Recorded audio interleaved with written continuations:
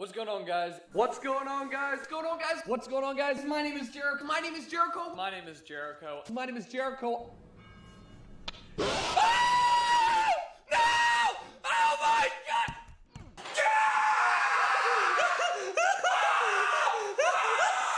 No, I don't flush the toilet. That's absolutely out of the question. Did you just call me Jericho? That's fine. What is going on, guys? My name is Jericho, and I have been making content on YouTube for the last 15 years. I've been making content full-time for almost as long, and I thought it would be great and fun for me to make a video detailing my story, how I got from my mom's basement in high school to where I am right now making YouTube videos, then also detailing how the landscape has changed. 15 years is like 3 lifetimes on the internet. What was it like in 2009? What was it like in the early 2010s? How did I actually manage to end up right here, right now, making this video? And some of the more detailed stuff at the end. I'm going to be covering, like, how much money did we make back then? How much money do people make now? But let's start at the beginning. My first YouTube video in 2009. 2008. Yeah, my first YouTube videos were actually recorded on my family's hand cam on a channel that had a couple uploads, me playing Guitar Hero, me playing Call of Duty and getting out of the map on Backlot. Out of the map in Backlot, as you can see. Me making a no-scope montage edited to Linkin Park. These were the first videos I uploaded. And I realized that having a Rammstein song as my name was probably not going to be a good branding decision, and I decided to make it align with my gamer tag, Jericho. I mean, these videos are classic. Like, you can't get a worse looking piece of content if you tried. The scan lines on the CRT, the slow-mo, the audio quality is bad, but like, that was what YouTube was for way back when I was uploading these videos. It was around 2008 that I discovered the montage community for Call of Duty 2 and a little bit of Call of Duty 4, and I realized that there was more to YouTube than watching people get hit in the head with basketballs or fails or whatever was populating the website at the time, which was like not a lot of content. And I fell in love with it. I fell in love with the music and the cool shots that I wanted to replicate in game. The whole concept of sniper montages and being good at gaming and having people see you be good at gaming was like, oh, I want to do that. There was but one very small problem. How do you record your Xbox? Enter the Dazzle capture card.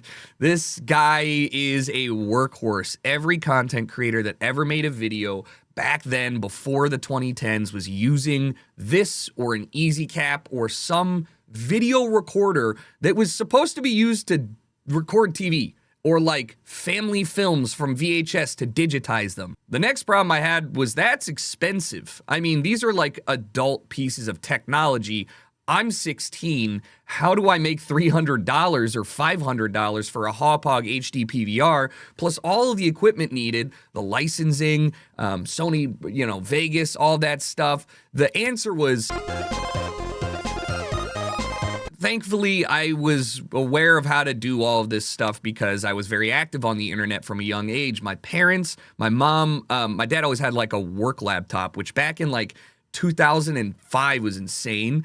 But my mom worked and did some IT stuff, so she would bring home like old RAM sticks, like, and I had a computer in my room when I was like 12. So I was well versed in how to do things, technologically speaking, or how to get to a forum and actually do things without video walkthroughs like I have now on YouTube.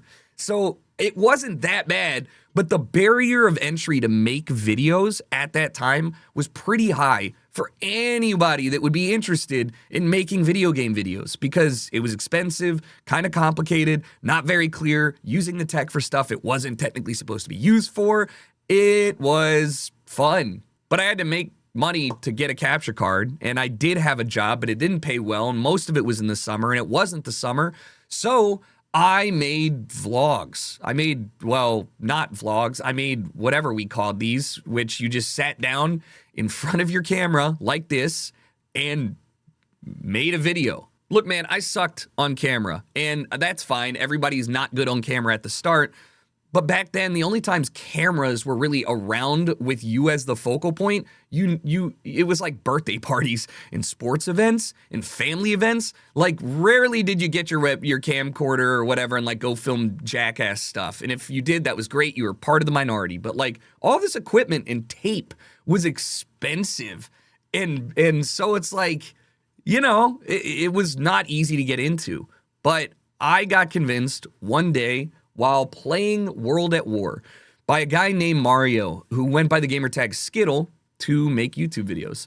I was lonely at school. I lived 45 minutes away from my school, and I wasn't popular. I was pretty annoying, and I wasn't funny, and so I didn't have close friends. Like I literally did not go spend the night at a friend's house from school in middle school or high school until like my junior year of high school. I didn't have close friends there. I had people that talked to me, but my neighborhood friends were my friends, and my team of soccer players, that was a weird way to phrase it, the team that I played on, you know, I had some friends there. So whenever I would play online games, you'd meet people. Everybody was way more social back then. You had a mic. It was just, you're always talking. I made a lot of friends online, and I was like, damn, that's cool. There's people online that are cool. That's cool.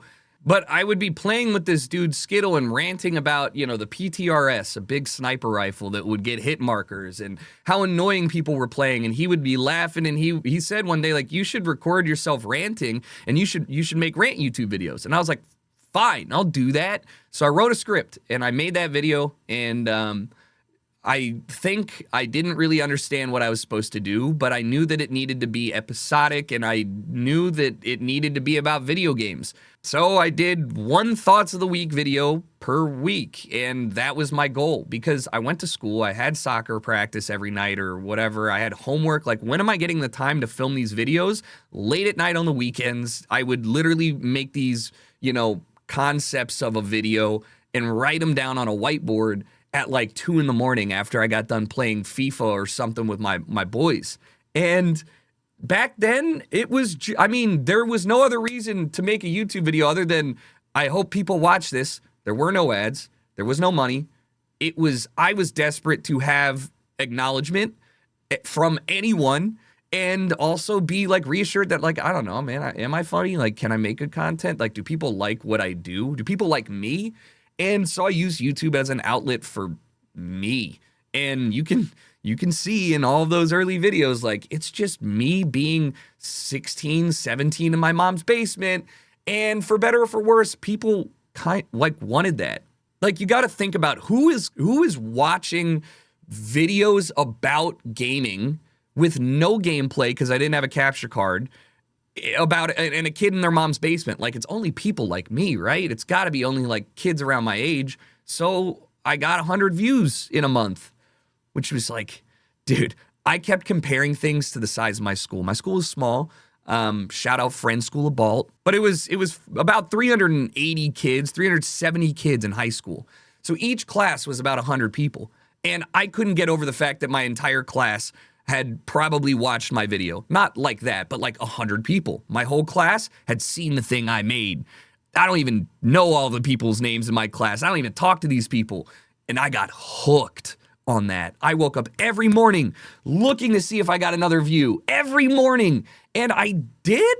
I was getting more views per upload. Like, the first day of my second upload, I got like 10 views. I had been talking to everybody in all these sniper lobbies that I was playing in every single night, basically 10, 15 people. You'd get into a game, you'd join sessions in progress on Call of Duty 4, and you'd all use snipers and just have fun. And I'd be telling them I'm making videos, so they'd come through, I guess. Eventually, I guess people just kind of found out that I was making these videos, and a dude named PSN Cool PJ shouted me out from his existing YouTube channel. I think he had like 1,000 subs at the time, which is huge. Oh my God. I bet you'll never guess who's in the comments of this video, by the way. I mean, in my head, 5,000 subs was like a household name in 2009, because there weren't big YouTube channels like that, especially not for gaming. CNanners had 5,000 subs at that time. And it was like, okay, I got 300 subs in a day. What am I supposed to do? And so that was the big first shout out that I got. So I forever appreciate that. This video right here was the first time I did like in public, man on the street stuff, and I was so uncomfortable. I got peer pressured into doing this. I said I was gonna walk around a supermarket and ask people if they knew who a legendary, trick shotter was. Thanks. Have you heard of a guy named ZerGriz? No. No? No, I haven't. Oh man, that's too bad. What was the point of this video? But we made it, and it was my first like successful video. It got like 1,000 views, and I was like, "Oh man, guys, I think I think this is what I'm gonna do. Like, not forever, but like I'm going to do this in my free time. This is like a drug." And I started writing skits, stupid ones, or like video ideas.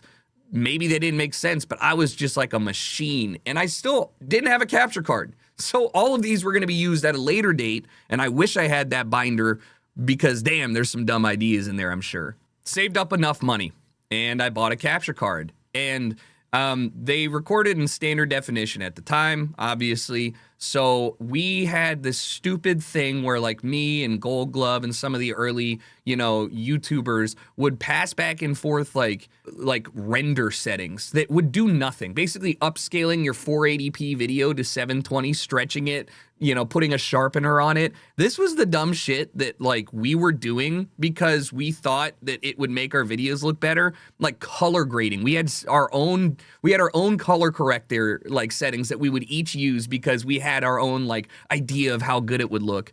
Obviously I don't even do any of that stuff anymore, and I didn't really enjoy, like, it was fun to have like an in all of this tech and think that I'm doing more than my peers, but in reality, looking back, it just made these videos look awful.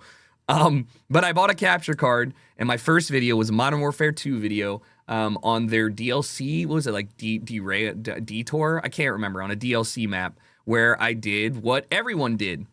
A one-take commentary. Why were these so legendary? I think in efficiency terms, this was the way that almost all of your YouTuber favorites at the time were making videos. They would sit down with a topic in their head, and in one take, they would try and get a great gameplay, not stutter, deliver a good talking point, and be entertaining. And now, looking back, are these entertaining? Not really, but at the time, like, I mean, it was pretty impressive to do any of these things at the same time. And even now, people suck at talking while playing games or doing other things. So I still think they're fun to do. But yeah, no, it was a low effort thing we could do with minimal editing, which would reduce the time that you needed to take to, render your video and then upload it and all that stuff. So a lot about being a YouTuber, as you probably already guessed, when we first started out, was how do I do this for the least amount of money the fastest way possible? This is a good look at my setup for streaming and recording after I bought my capture card. And the Hauppauge was the workhorse that a lot of people remember as like the early capture card. So I always kind of date people in the YouTube scene by like, what was your first cap card? Like, was it a Dazzle? Was it an Easy Cap? Did you use Flash Media Encoder to live stream? Which was my first live stream on Ustream.com was Dead Space 2 at literally midnight on a weekday in the summer, where I screen capped my preview window from my PVR and then streamed that because there was no other way to there was no like, just put it as a source in OBS, bro. Like, that wasn't how Flash Media Encoder worked. So like figuring that tech stuff out was really, really fun, and definitely helped keep me engaged in making my product better. I was kind of able to upgrade my setup a little bit because I got my first sponsor ever. At the time, it was huge for me. It was $20 a week for a forum called codspot.com. And there's going to be a theme in this video that is about me meeting people early on, and then later on in my life, they just reappear in some way. I think a lot of people in life have these experiences, but I think it really does speak to how important it is to just like be a good person forever and always think that you may run into these people at a later point and you should do by them right. So I got paid $20 a week to put this in front of every YouTube video. I can't play the music, but it was an Emancipator song at the front. And yeah, that was my first sponsorship. And I loved it because I remember signing the contract with the guy who lived in Florida and being like, damn, I could go to the movies every week with this money. And that's what being a high schooler is, baby. So yeah, I mean, I earned money and then I bought a headset with it. I did not go to the movies every week with that, but I felt good. And through codspot.com, I ended up meeting a longtime homie named Cody. And Cody, I'm Cody, who streams on Twitch under that name. I've known him for so long that I have to say he's probably like one of the most OG people I've known from the internet. Who remembers this? I mean, hopefully everyone. This was the first way anybody got paid on YouTube. When they started introducing ads to the site, they only did it through select MCNs, basically channels that existed that could approve your channel and say, these guys are okay to monetize on, and then they would give you ads, and then you would earn money on your videos. For a year and a half to 2 years prior to that, that didn't exist, and the only way to earn money was by sending your video to a channel that was monetized. Behold, Machinima, like the double-headed dragon that everybody thought was super dope and then turned out to be the worst thing in the world. Fuck the Debevois twins, like the guys that ran that into the ground, idiots. But I love the people that worked there. It was a great experience to work with Machinima because they gave me money for something I didn't know you could earn money for. When I signed that Machinima contract for $2 per 1,000 views on any video I sent to them, I had no idea the shit that I was about to get into. None at all. And nobody else did either. The way it worked was you would record a video, you would submit it to a dude named Shore Wars.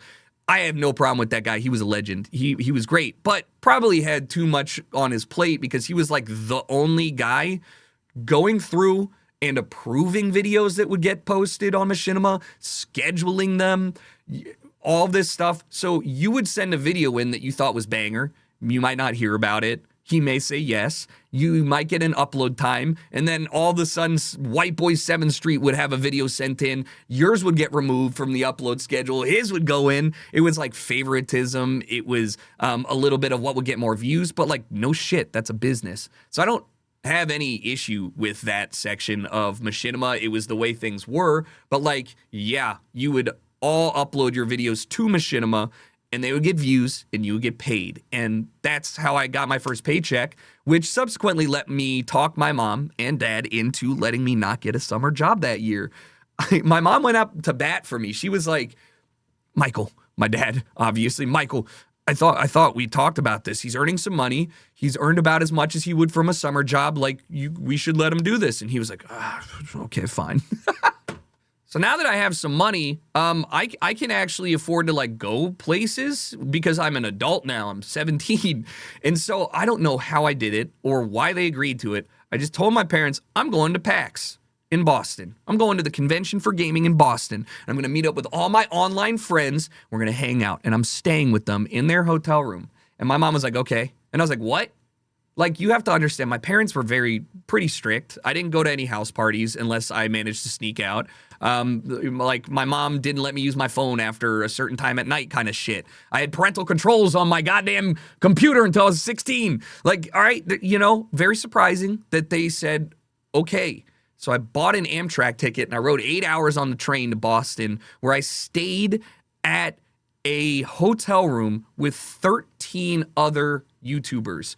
This is probably the most important thing that I did for my career on YouTube. Inside this room was 13 very prominent content creators at that time, staying in the same room. Myself, Gold Glove, like Woody's Gamer Tag and Bash and all of these people were at this event. FPS Russia, at Tabe. This was like the networking event. If you did YouTube, if you did Call of Duty at all, you were here and I was a part of it. And just being around these people in this environment for the first time and being a peer and talking about YouTube for the first time with anyone, because I didn't talk about it at school. And even if I did with my like very small group of friends, nobody got it, right? But here I am talking to Woody's Gamer Tag about when we should schedule uploads to hit the most people. And I thought that was the coolest thing. I mean, this was... I left that event feeling like I knew this was something I could do. Not just full time, but like this could be big. And I didn't know what big meant because when I started making YouTube videos, I started them just to have somebody pay attention to my antics. But now I was like, I'm earning some money. They're earning more money because they're bigger than me. What if I get there and then I earn the same money they're earning? And then like, you know, like what's going on? Like there's money here that I didn't know existed and nobody knew existed because you just didn't earn any for the first 2 years, basically. And that trip basically flipped a switch in my head. I'm doing all the trips, any trip I can. Networking is not only great, but like I did collabs with these guys afterwards. We're interacting with each other on social media and stuff. Like it was fun hanging with people that got it. But my machinima videos were just the same videos I was uploading to my channel. And eventually they started allowing people to become machinima partners through their MCN, which I talked about earlier. Look, I got $300 for my first paycheck, but by the time I was in college, I was earning about $3,000 per month, which is not a lot of money in the grand scheme of things, but to a college kid, I'm rich as shit. I am so wealthy, man. You have no idea. I can eat fast food every day if I want to. You know, I can pay for a taxi. My friends can't pay for a taxi. Like I was only in college for a year. Okay, so take it with a grain of salt. But I felt like the king of the world because you got, you know, meals were included with college and all that stuff. So it wasn't like I was eating out. I was saving money for the first time. I was like, oh my God. And my dumbass thought $36,000 a year was like enough to make some big choices in life.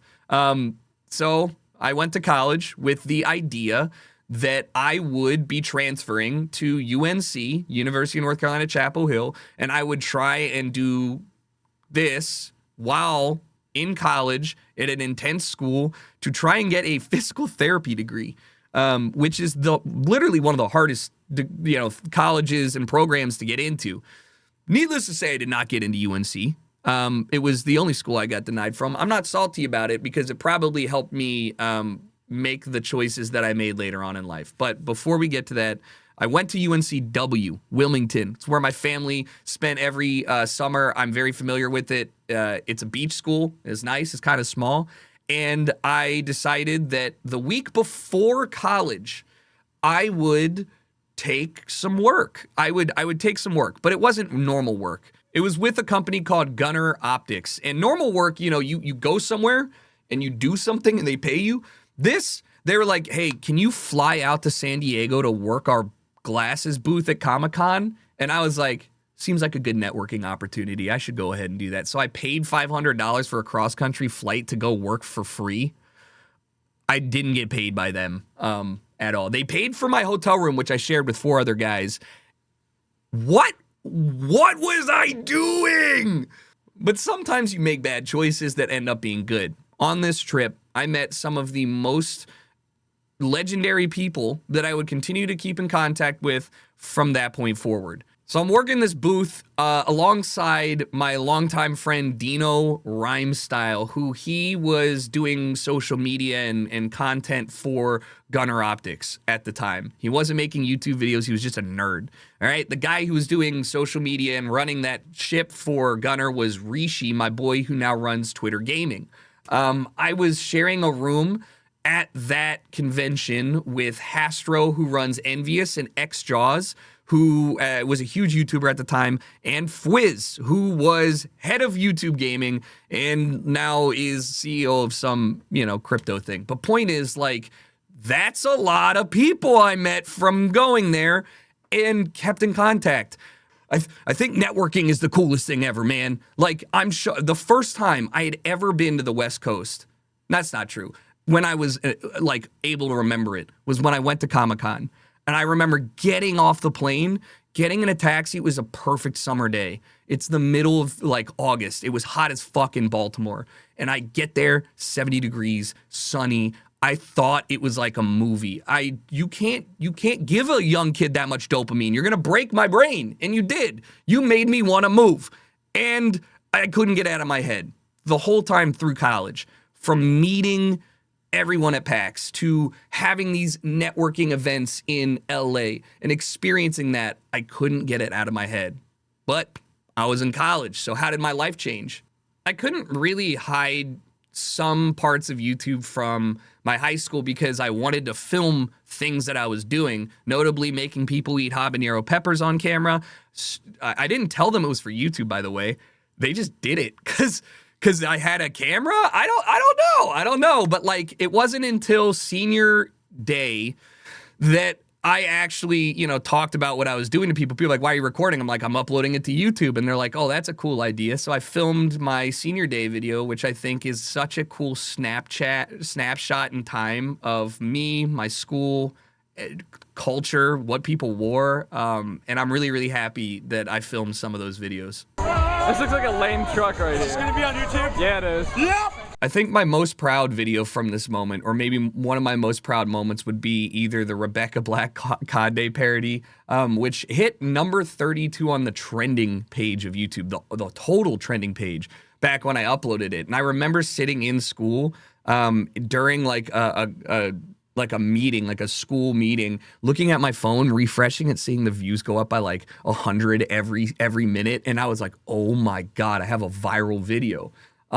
But yeah, I mean, that was just like a really cool moment for me that I don't know if I really like understood how crazy that was at the time. But college, you can reinvent yourself is what everybody said, right? Like it's a blank slate. I don't really know how to quantify it. I felt like I was okay to just be a YouTuber and content creator and be like myself and fucking zany or whatever and just film it on move-in day with no explanation to people. And it worked. It was fine. Like I don't know. Something happened.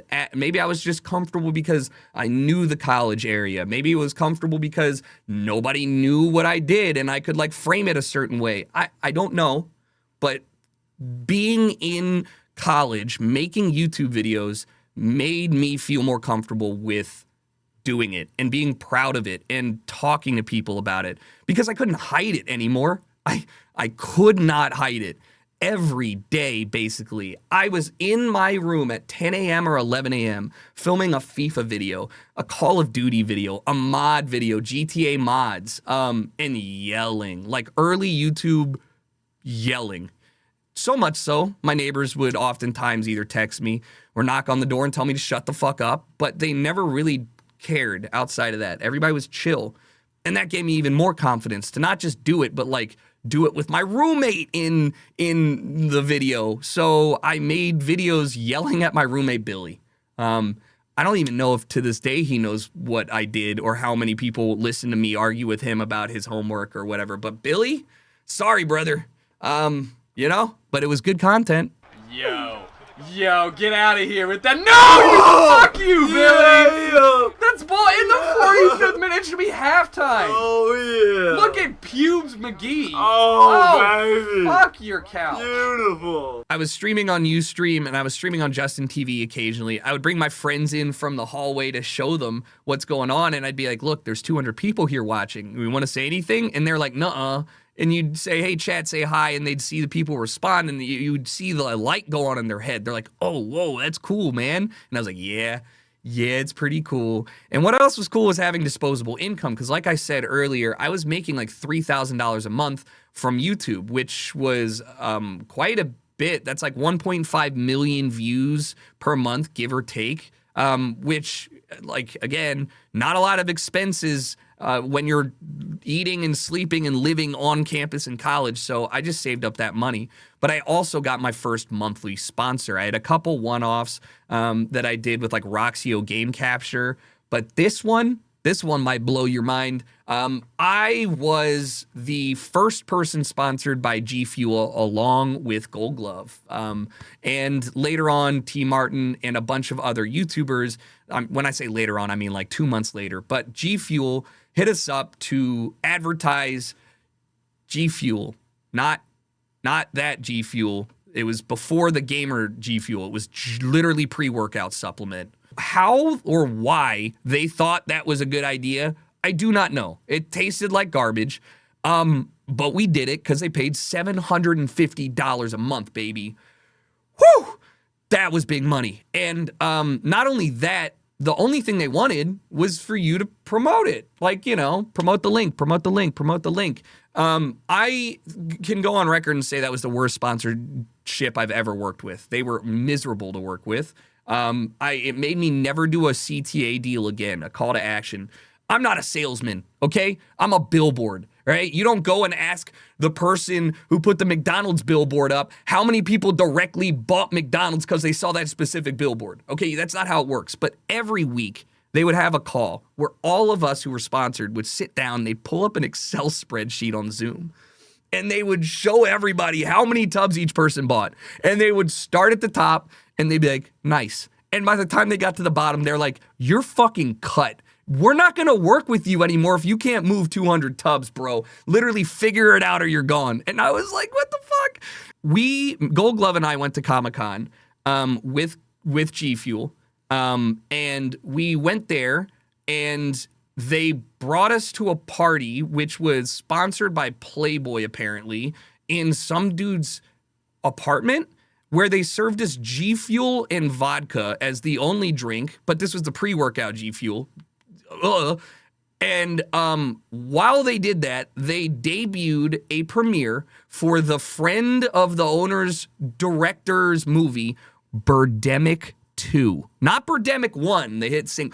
2, bro! When I tell you I was the most confused gamer in the world, I mean it. And that pretty much was like, me and Goldie were like, we got to get out of this thing, dude. This place is not a serious place. So, yeah, look, awful. Doesn't matter. Point is, I was making good money at the time for what I was doing, and I saw the grass was actually greener. And a lot of people did because other MCNs were opening up, and they were offering, you know, more guaranteed money than Machinima. $2 per 1,000 views, that's nice, but like Machinima was getting like $8, $10 for premium ads. Where's our cut? So I tried to leave Machinima. Inside that Machinima contract, as I'm sure if you've ever paid attention to the drama around it, was a clause that essentially made it impossible for you to leave. It was a perpetuity clause that you signed all of the rights to anything you ever made forever in perpetuity to Machinima. Your whole YouTube channel, anything you've ever done, your likeness. 16-year-old Tucker made a little bit of a big mistake, but like everyone did apparently, because everyone was on Machinima, so it couldn't just be me. But I wanted to leave. Like, I think this is probably not right. So I talked to a guy who I met at my first PAX, and he had a lawyer friend, and that lawyer friend took every penny that I had saved up, basically, and got me out of that Machinima contract. Like $9,000 in college that I had saved up from my YouTube and my sponsors, and it was gone. And I was gutted because that was all my money, bro. But like I needed to get out, and I knew that there was worse things that would happen if I stayed in. Like, if they own all of me, then I own none of me. That's not good. So I was the first Machinima partner to get out because I threatened to sue them, and they threatened that they would take the case. And my lawyer was like, perpetuity clauses are illegal in California, dumb fucks. And they're like, oh. And so the floodgates opened. Like JJ, KSI got out pretty notably. They were real assholes about it. But eventually they realized they could not stop everyone, and they just started processing. Everybody left. I joined a company called Omnia Media that my homie worked at, and they were giving me 100% of revenue. Not 80-20 like Machinima, 100%. And that will be important later. I want to make a note that during all this time, I was making YouTube videos the exact same way that I had been making them in my mom's basement. I was still doing skits. I was still doing, you know, thoughts of the week type stuff and whatever. But the one thing that did change was that I was trying to put actual money and time and investment into my product. I wanted to have a higher quality video, a higher quality camera, a better microphone. And this rat race to get from like the cheapest equipment that gets it done to having good equipment was actually aided by something very big that they don't do anymore, and it really sucks.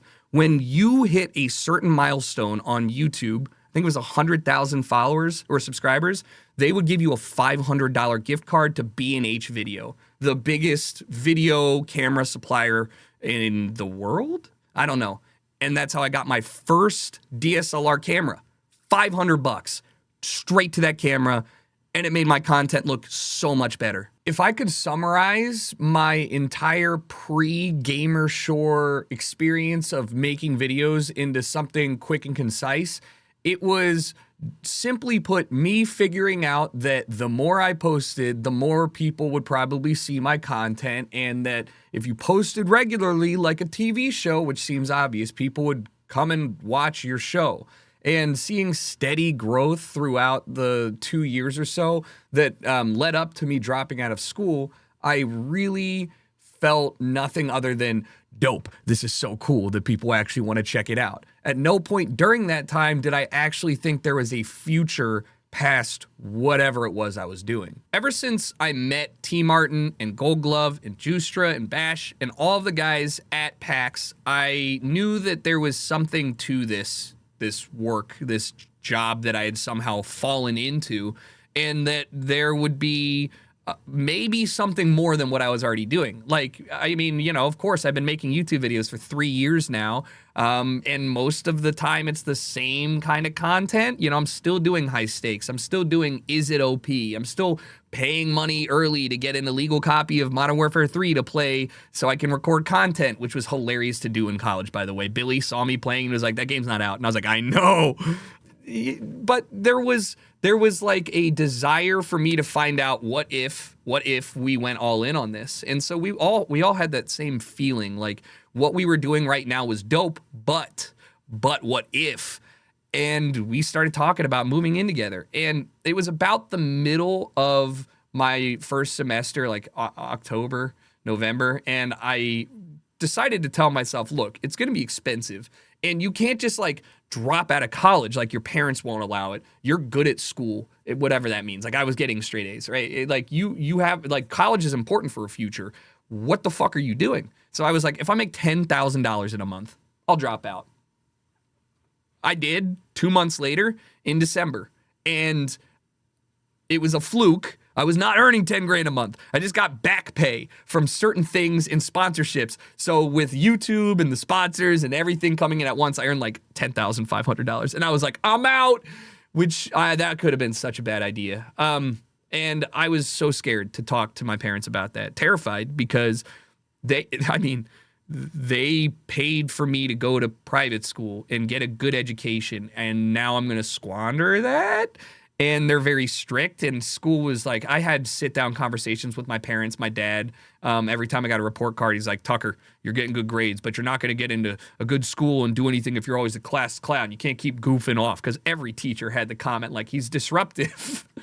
I will never forget that when I told them that I wanted to drop out, my dad said, okay, well, you're young, and you don't have anybody depending on you. If you're going to mess up your life, now's the time to do it. And I was like, but that's a yes? And they were like, yeah. And I was like, what the fuck? When did this happen? What's going on? Like, sincerely, the craziest 180 of my perception of how my parents would treat this and what they did. So since almost none of my friends had that same experience, at least not till many years later, I got to shout out my parents for that. Without their actual support, or my mom saying I didn't have to work a summer job that 1 year in senior year, or any of that, I'm not here, and I'm not doing this for as long as I did. But I told them that at the end of the semester, at the end of the year, I would drop out and I would move to LA with my friends. And we would start something called the GamerShore. Look, Jersey Shore was popular, okay? And so popular, it was like literally still right now, it's still culturally relevant right now. So forgive us for the cringy name, but like we kind of knew it was cringe. Like it was kind of supposed to be, in the sense, like, you know, we're just goofing off, just guys goofing off in a house like they do at the Jersey Shore, except no GTL, and the cabs ain't never here because we can't really afford LA cabs. But me and T. Martin, decided we would do the house hunting. Trevor was definitely the dad of the group, the most responsible. This dude was investing, you know, his money into like office buildings when he was, 20. So we trusted Trev. me and him flew out and we stayed at the Marriott near in Santa Monica, like the Fairfield Inn. And during that trip, we hired a realtor to drive us around to these homes and help us look for homes because, you know, Zillow was kind of a thing, but not really. So we needed some help. We paid her like $1,500 for 2 days of chauffeuring us around and taking us to homes. If you've never been to LA, this is not going to make sense to you. I'd never been to LA. It didn't make sense to me. This woman, we told her we needed 3 bedrooms, potentially 4, good internet, and not be absolutely boned when we needed to go to the airport. This woman took us to Los Feliz. It's so far away and so bad. And she showed us a house in the hills that was owned by a movie producer, fully furnished, looked gorgeous, with the shittiest internet known to man, 5 up, 5 down. And I was like, this won't work. She showed us like apartments. Dude, I mean, we didn't realize how hard it would be to find not only a house that was affordable for us to rent, but also like had good internet. So the only home that I think we saw that made sense was the home that we moved into, a 1948 pink grandma home in Santa Monica that was built in 1948 that had, you know, enough rooms for us, but was old as shit. And it cost $4,500 a month for us to rent, which, you know, keep in mind, I've never paid rent my entire life. I didn't know that, like, I was in my parents' basement and in college. So now I'm like, oh my God, that's like half of the money I earn a month per person. Like my share of rent is half my money. Uh-oh, we didn't really know it would be that expensive. And to even make matters worse, who the fuck is renting to 3 18-year-olds? Who? In a neighborhood, who is doing that? So we had to pay 3 months deposit, security deposit up front. None of us had that money. So my aunt, who is an absolute legend, she, she started her own businesses and stuff. She was like, I like this idea. Go for it. I got the security deposit. And the only way we had furniture in this home is because she covered that security deposit. I mean, we didn't have that money. And our living room was a 5-piece Ashley furniture combo deal for $4.99 because it was the cheapest one, and it came with these like it looked so bad. None of us cared. We had our bed, our setup, and a couch. What more do you need? We're 19 at the time, 18, 19, 20. Like, none of us needed anything. The GamerShore was a frat house, and I loved it. This house did not have air conditioning. It still doesn't. I looked on the Zillow listing. There is no AC. That is absurd. I was dripping sweat for 2 weeks out of the year. Just moist as hell. Swamp ass. Just gross. Filming FIFA videos in the garage with a portable AC unit. Like, it was hot as fuck. And so that was not great. We were paying so much money for it. That wasn't great. The house was not ideal. Look, the original plan was to have some other people, Dunkus, Bash, come in, Justra, and live with us as well. But they were a couple years older, and also 2 of them were Canadian. And it didn't really, that was a lot of uprooting their lives, so I totally get it. But we had T. Martin, we had Gold Glove, we had myself, and then we had Muzza. And the idea was simply to make content together. Film live videos together, make, a channel and film gaming videos together. Whatever it is, it was a content house before anybody had content houses. We were kind of stupid to not know at the time that this was a brilliant idea. We just knew it was a good idea because I think we could have done some crazy shit being one of the first, if not the first, actual content house on YouTube in 2012. But believe it or not, it's hard to wrangle YouTubers to do the same thing. Here is my daily schedule. I would wake up every day at like 11 a.m. Because I didn't have to get up early. And I would wake up to the sounds of T. Martin down the hall saying his intro 400 times. Because that man, he would literally go, "What's up, guys? What's up, guys? What's up, guys? T. Martin. What's going on, guys? T. Martin here." Every morning. That man was a machine, but holy shit. I mean, he made more videos than anybody at the time. Call of Duty tips and tricks, whatever. But he was loud. So then I would get up, I would shower, and I'd sit down, and from like 11 till 2, I would make my video. I would do my live commentary and edit it or whatever, my skits, and then I would play League of Legends from 2 p.m. until midnight or something every day. Like, it was disgusting. I think I had 1,500 hours of League of Legends in the first year of the beta and release. Like, well, the last half of the beta and the first half of the year. I was addicted to that shit, and I wasn't even really making content around it, which is so crazy.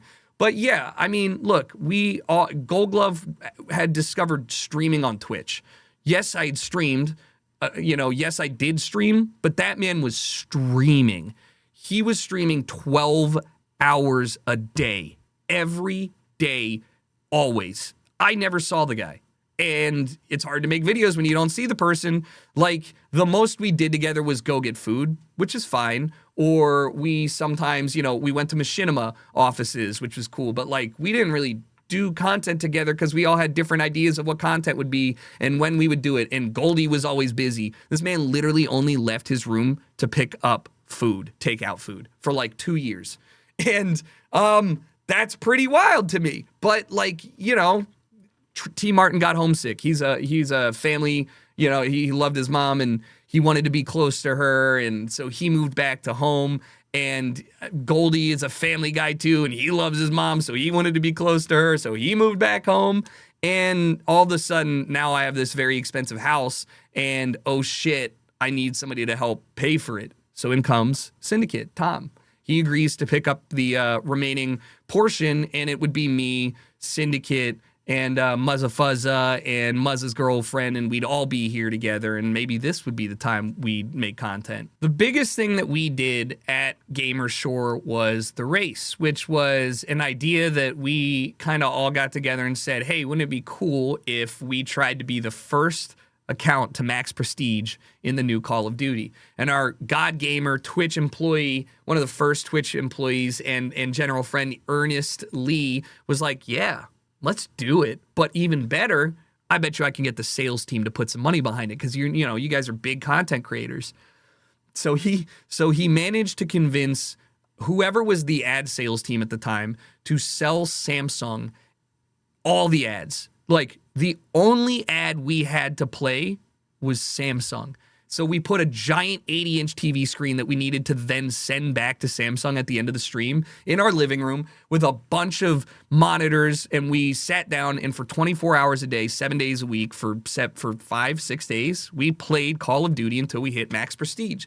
And we played this one ad, LeBron's haircut ad, continuously to the point where it was a meme. Like, but the idea that we had, the race, was a success. Like, we made, I think we made like $8,000. Like, is it fun to be a DGen? Yes. But only when it's your schedule of DGen. We had rotating shifts that would mean that your block of 4 hours of gameplay would start 4 hours later every day. So you had, you'd be 12 to 4 a.m. and the next day you'd be 4 a.m. to 8 a.m. and the next day it was 8 a.m. to 12 a.m.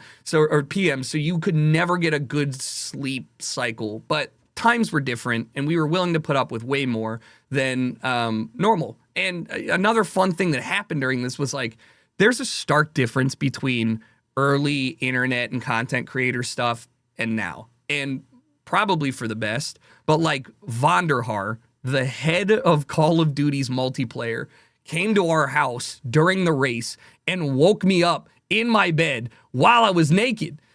Like, I thought it was hilarious, but looking back, I'm like, there's no way he brought us pizza, so it was chill. And I love Vonderhaar, but like, there's no way anybody is signing off on that ever. And that was just kind of like a cool thing. Like, fucking Vonderhaar showed up to our house because we lived across the street basically from Activision. So times were different. Another thing that I did alongside the race with Activision was they hired me to write a script for the top plays of the week, and it would be a series that they would do on their Call of Duty website. They had hired a dude named Xbox Ahoy who made really dope videos back at the time to do stuff. I think they hired T. Martin as well to do like a tips and tricks video. But it was the first time that I had been hired directly to write, to host, to do anything in some capacity like that with a big studio. And they paid me pretty good. I think I got paid like 10 grand for it, which in 2012 was like the most money I had ever earned from anything. But it was like, that was the only thing that I did that year. I didn't really do anything else. And because I didn't do anything else, my channel was stagnant. And what I mean is, like, I was uploading 5 to 7 videos a week every single week for years at this point, and you need consistent content. You need, series. Otherwise, how do you fill that much content? Like, we're talking 8 minutes was the average length for a YouTube video back then. You could even get away with like a 5-minute banger if you wanted to, because there was no actual extra benefit to having longer videos. You just had, an ad in the front of your video and then maybe somewhere in the middle. But my content didn't do anything outside of the norm. There were hundreds now of other people that were making YouTube videos like this. Capture cards were widely available. You had the gaming market exploding where I had my relatives understood what Twitch was in a general sense, what YouTube was in a general sense, mostly because I talked about it to them. But like, we're talking years before this, I would explain what I was doing and they thought I was like a cam guy. Like, there was no way to explain it. But now they understood the concept of playing video games online for an audience. And that was cool, but I was stagnant. I wasn't doing anything different. Call of Duty was getting boring. There's only so many times that you can make the same videos. Or for me, High Stakes, which was a series where I would literally like hurt myself for entertainment. There's only so many times you can do that before you run out of ideas or they're too painful, or like, I just didn't want to do that anymore. Only so many times you feel like puking in a video before you're like, yeah, I don't know about this. So I was stuck. And just to give you a context of like how much we were earning, yeah, we got like the Call of Duty deal or the race deal, and those were huge. Like, that was so much money to us, or to me specifically, because the most money I made during the GamerShore period was $72,000 in a year, which is awesome. Non-Americans are like, dude, that's insane. But I lived in Los Angeles. Like the one of the top 3 most expensive places in the US, if not, the greater world to live in. I was not really saving that much money. A lot of it was going to like just shit, like the house, which, at the time of Mianite was just me and Tom splitting a $4,500 a month rent plus utilities and all this stuff. And I mean, that was a lot for me because I had a couple sit downs with myself and I was like, am I able to continue doing this at this rate? I feel like my project that this was really fun, but the reason I moved out here is no longer here, right? Like, networking, fantastic. But what about what about like surviving or like building something more than what I could have done? I could have done this in my basement. It was fun, but I could have done this elsewhere. And I think that Gold Glove and T Martin had the same idea. Like, why are we paying a lot of money to do this here when we could pay less elsewhere? So I was kind of in a rut, and I actually applied for a couple jobs, like real jobs. Social media manager, had a couple meetings, walk in there, 21 years old, didn't finish college. And I'm like, no, but like, I know social guys. And it was kind of apparent that I was not going to be a good fit for any of these. So I stopped trying, and luckily things kind of worked out because my boy Tom, Syndicate, one day was like, I want to do a longer series. Like Minecraft series. You want to be in it? And I was like, yeah, I'm down. Minecraft's fun. Haven't done a series. Why not? And so one night, we just sat down at a computer and we went through things that sounded like they would be good for a Minecraft series. And we got to like minerals, and Mianite worked. And that was it. They're like, we were like, okay, that sounds cool.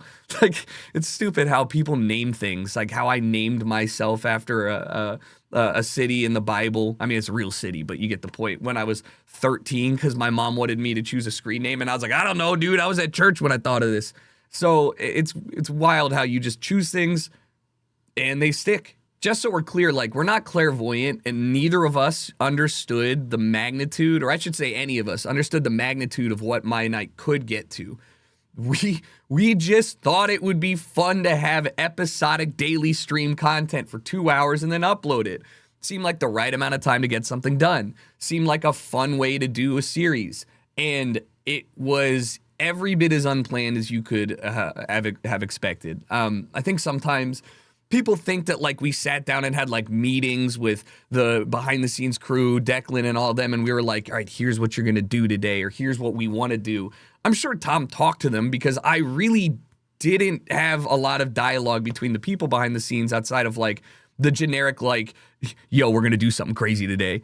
And I think that lent a lot to the authenticity of it. So when you go and look at like the reactions to the temple or gods appearing, those were authentic. And honestly, since I was newer to Minecraft in the sense that like I didn't know what you could do with mods, my mind was quite honestly blown. Like sometimes I get on and I'd be like, what the hell? Like, how did you guys do this in one day? Or like, when did you do this?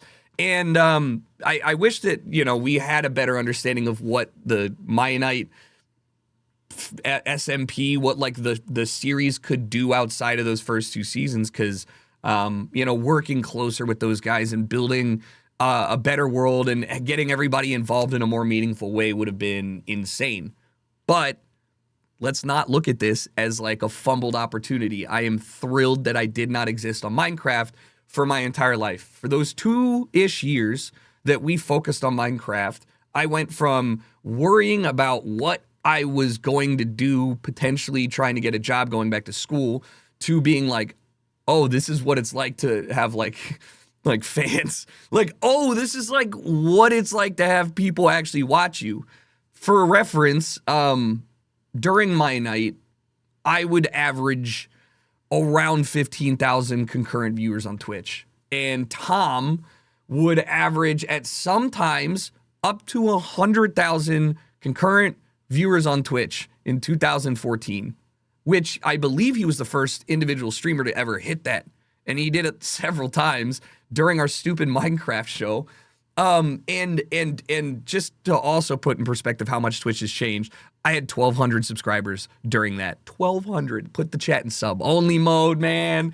And it didn't matter. People weren't in that mindset. There was no Twitch Prime. Gifting subs wasn't a thing. It was like, you're paying for this because you simply want to talk during the live stream. And that was still like 4 times as many subs as I had ever had at the time. But the reliability of that subscription income every month with a number, and I'm like, that's not changing unless I do something really bad or people start to dislike me and maybe it goes up. That was the first time that I felt a little bit of security in long-term what I'm doing. The videos were doing really well on my channel that I made just for Minecraft. That channel hit 100,000 subs and then actually ended up at like 450,000 subscribers, which is crazy because it was just Minecraft for that one series of Mianite. But none of us really knew it would get that big. And it was hard to get a concept of how many people that is or how many people a large number of people watching is.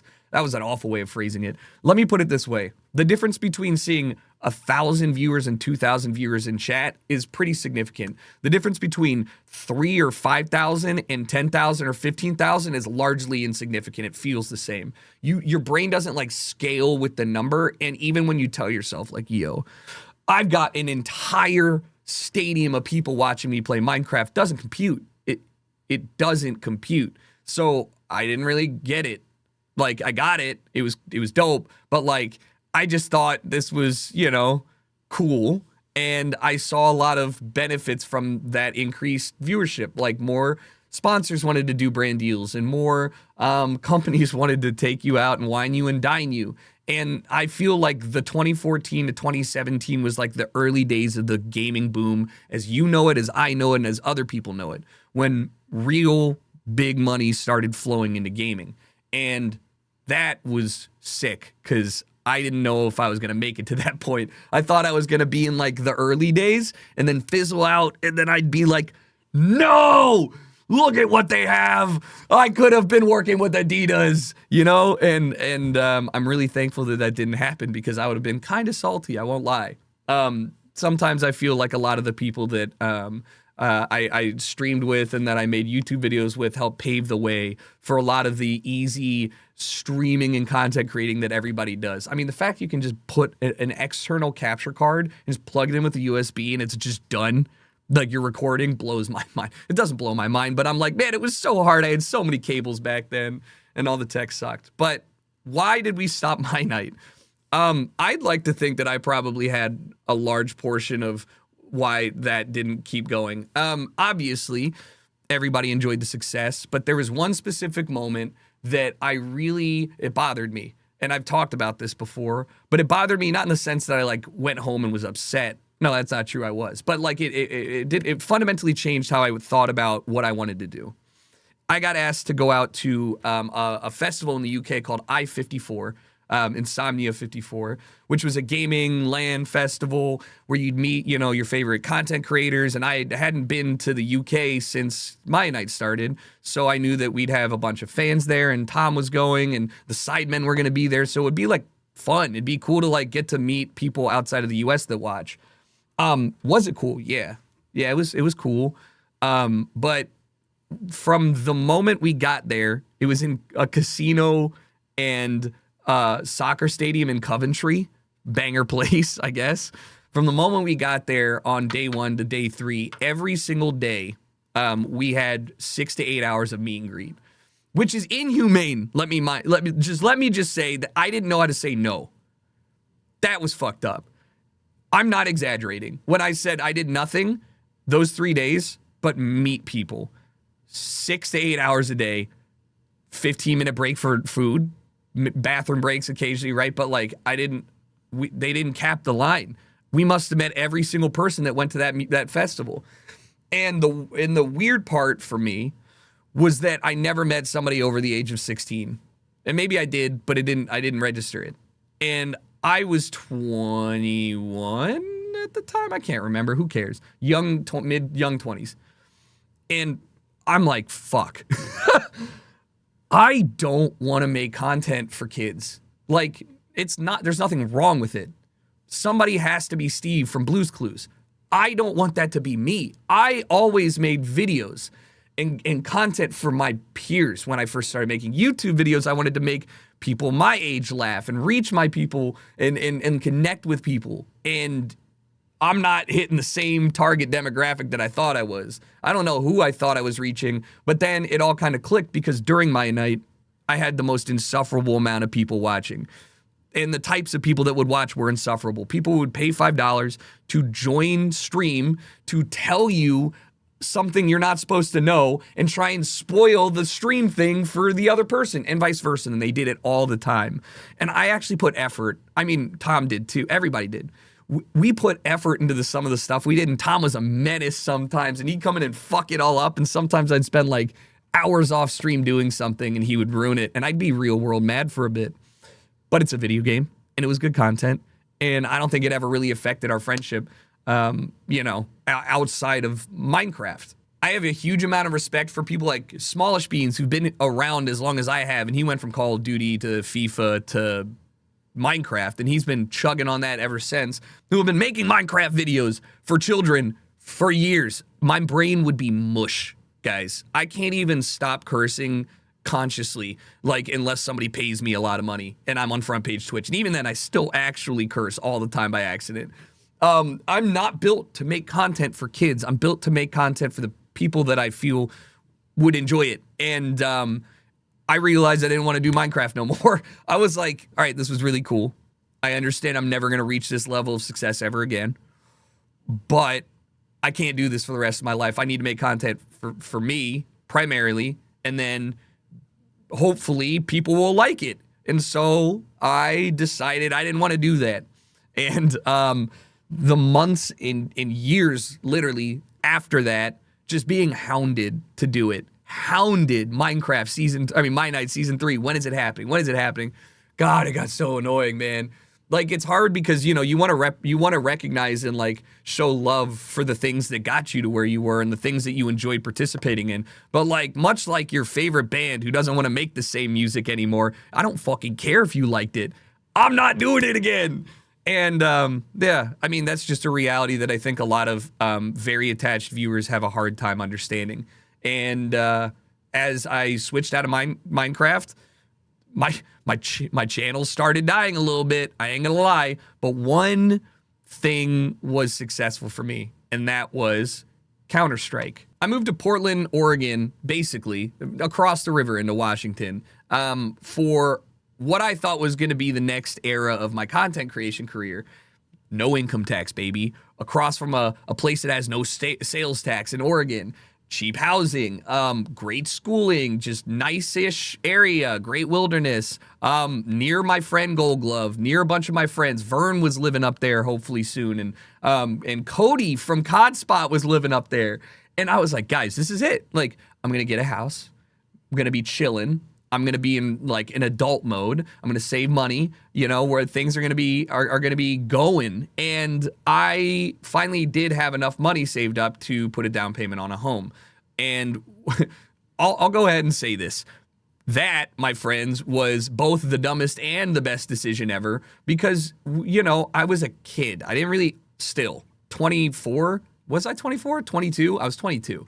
I thought I knew what was going on because I'd been living alone for 4 years and I had, you know, been running a business and stuff. But like, dude, home ownership's a whole nother fucking story. And I did not realize that I should have just rented because that was a short trip. It only took a couple trips outside of Portland and maybe 2 to 3 months of living outside of Portland to realize I didn't like it there. Shit was boring. It was boring. It rained a lot. It was overcast. It got hot. It was boring. It was far away from things. It was boring. And I felt like I missed a lot of the convenience I didn't really understand I had when I lived in LA. For example, in the GamerShore house, we loved to order from a spot called Bossa Nova. This place had expensive as fuck food, but one of the things was so good we couldn't stop ordering it. Bacon wrapped chicken nuggets with a cheese sauce. And you might be like, dude, that's the most, first of all, it's Brazilian. Shut up. It's not American. Second of all, fuck you, it was so good. Like, I got to order that and we would order it at 3 in the morning because their kitchen didn't close till 4 sometimes or whatever. Point is, my delivery options up there in Portland where we were living, Domino's. I was dying. We went to one music show and it was 45 minutes away. And I was like, this is not the lifestyle for me. Like, what's the point of saving money if you're not going to enjoy it? Like, I had more fun, felt more happy, enjoyed a lot of my life more when I was broke in a home with my guys than I did when I was, like, comfortable in a nice house up in the suburbs. And maybe that's because I grew up in the suburbs. But, like, man, I'm not built for that. I'm a city guy.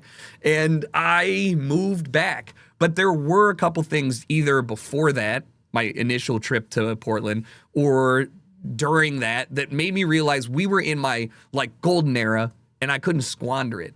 Like the gaming golden era where I felt like my success and my hard work was starting to pay off in ways that were bigger than anything I could have ever thought would happen. And during all of this time, I saw how successful I could be and was, and I saw opportunities that I was flying to LA for, or realizing that people might not call me last minute because I'm not local. And I was like, okay, let's go back. Like, I want to be in the thick of it. So I moved back to LA and I moved to an apartment in West Hollywood in the middle of it all. But on a personal note, I was pretty miserable trying to find that apartment because you have to realize I was in a nice house in the suburbs of Portland for the last 9 months and it was mine. And now I'm going to rent a shoebox in LA that costs more than my mortgage. Oh, dude, I was so sad about that. And things got progressively worse when I realized that I couldn't be loud. I'm a loud dude. I got the cops called on me in LA the first night we were playing games together, League of Legends, because we were all screaming with the windows open. That's a true story. I got the cops called on me the first fucking night. I was in my new apartment, not like called on me in the general sense, like, hey, like they knocked on the door, like, everything good? And I'm like, I was playing video games. And they're like, it's too loud. And I'm like, yeah, it probably is. And then my neighbors came down the next day when I was recording a video, like this, like projecting. And they're like, my wife can hear you. She's on a conference call. They can hear you. You can't be that loud.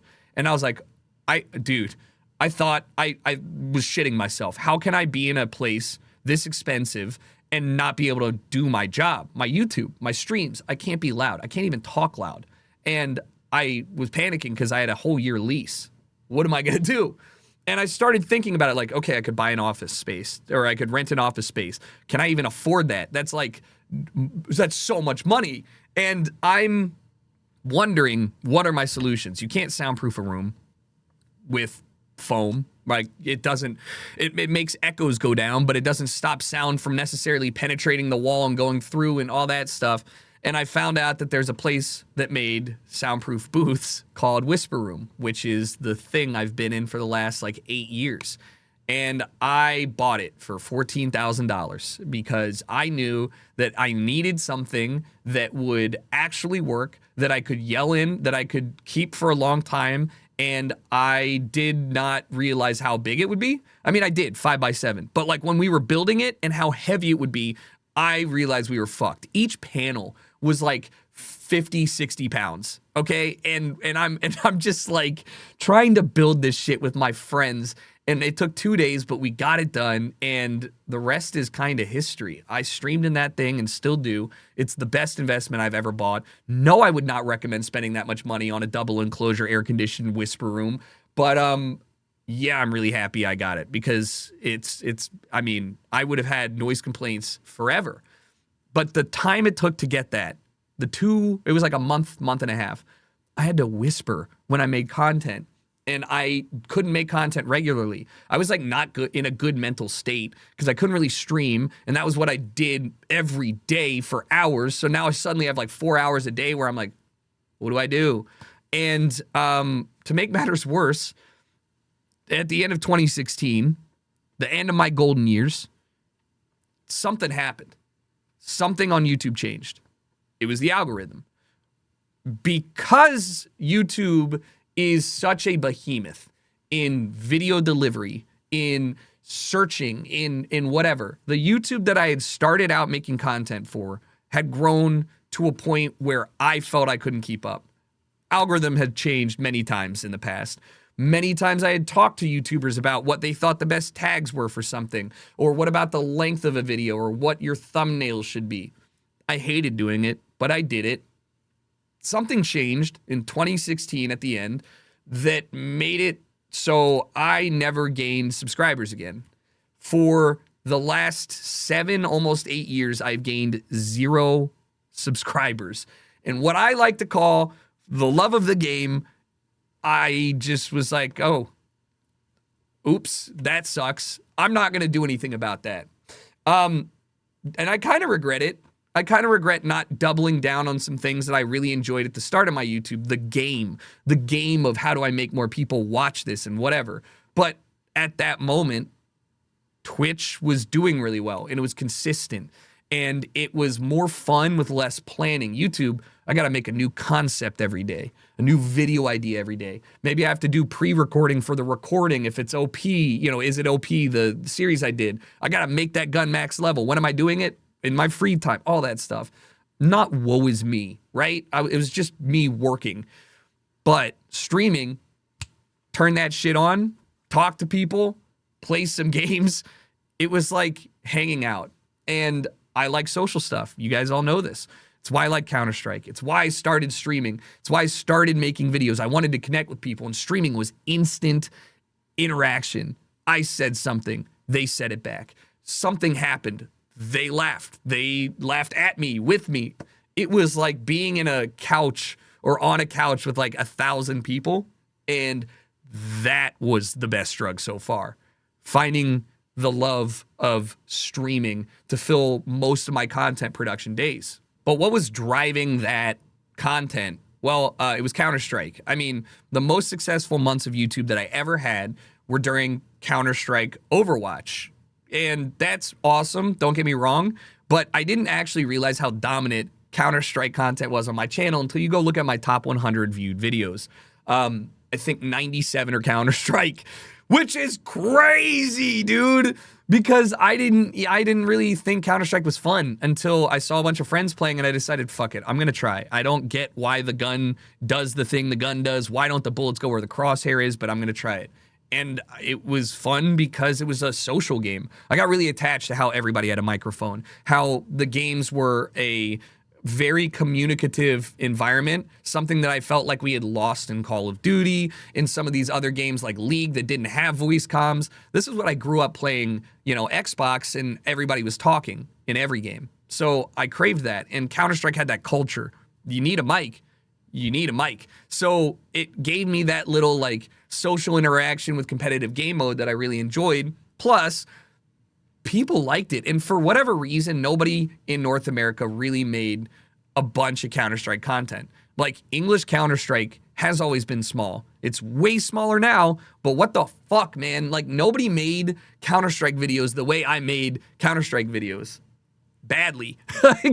like you know, I feel like I made my Call of Duty videos like I had series called like The Average Gamer and shit. Like, I knew I was average. I knew I was just trying to be entertaining. And Counter-Strike allowed me to not only be average and entertaining, but also it let other people be funny for me and entertaining for me. And I met people like the Dank Squeakers and the Worm Girl and he's Barrel Guy. And these people made my content better, and I loved it. I loved the ability to play Counter-Strike and get content even when I myself couldn't get it, if I was having a bad day or whatever.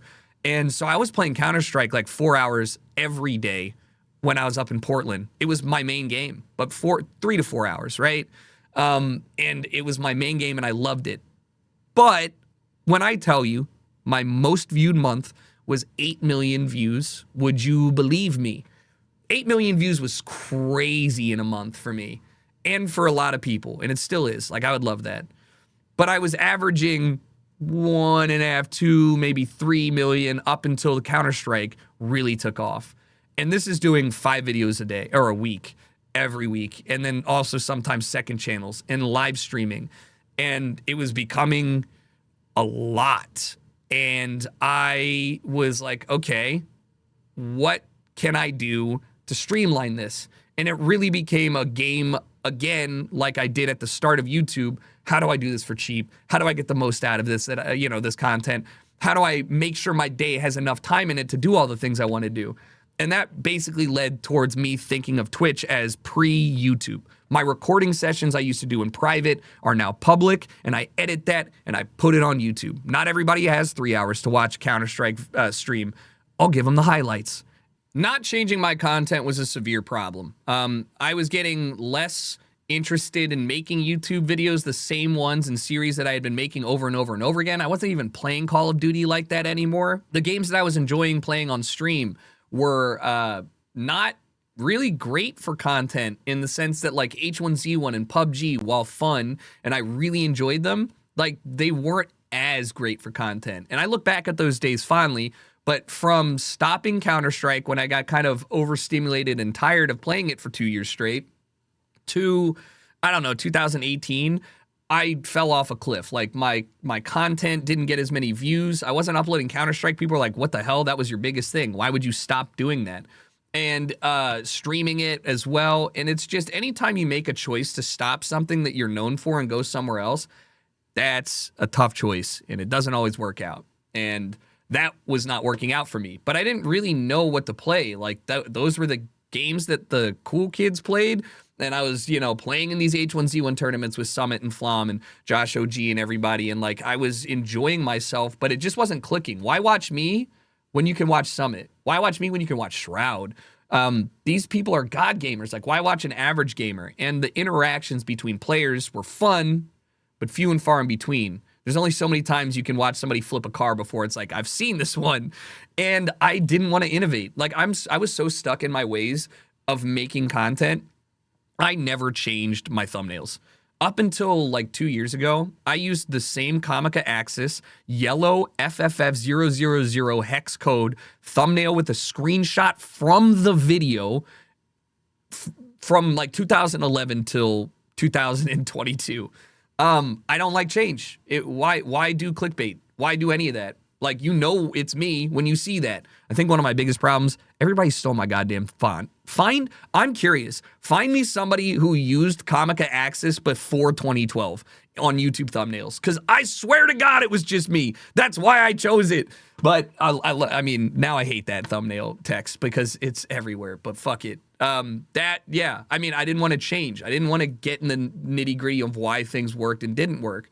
And so with Twitch kind of falling off and not being able to make content from YouTube like I used to, by just taking my Twitch videos, cutting them up and putting them on YouTube, not doing skits anymore, My YouTube channel was not doing well. My Twitch channel was not doing well. I think I was averaging like 1.5 million views per month on YouTube, which for reference is like $3,000 a month, $4,000 maybe if it's like a holiday. So it was great, good money, literally not at all relevant comparing it to the brand deals and subs and shit that I was getting on Twitch when they introduced Prime and gifting and all that stuff. Like YouTube really did feel like for me, it was a thing of the past and I'm doing it for fun because I enjoy making videos, but like breadwinner, Twitch, bro, everything you're doing is Twitch. Like everything I am getting paid for is from Twitch, and YouTube wasn't the case. I've thought for a long time about this period of content creation, things that I did, what I maybe changed that hurt my channel, what I could have done differently, or what I did that was good. And I really settled on a couple things. During the Minecraft, Mianite era, and seeing the success of Twitch and how much I could get from Twitch in terms of viewership and attention and that feedback loop and the positivity, the serotonin, straight up. You have a bad day, go live, dude. Thousands of people talking to you. It's fucking insane. I really felt enchanted by the Twitch platform, more so than I ever did on YouTube. Twitch, you go live every day and you do whatever, but like I already said, so that was a big thing.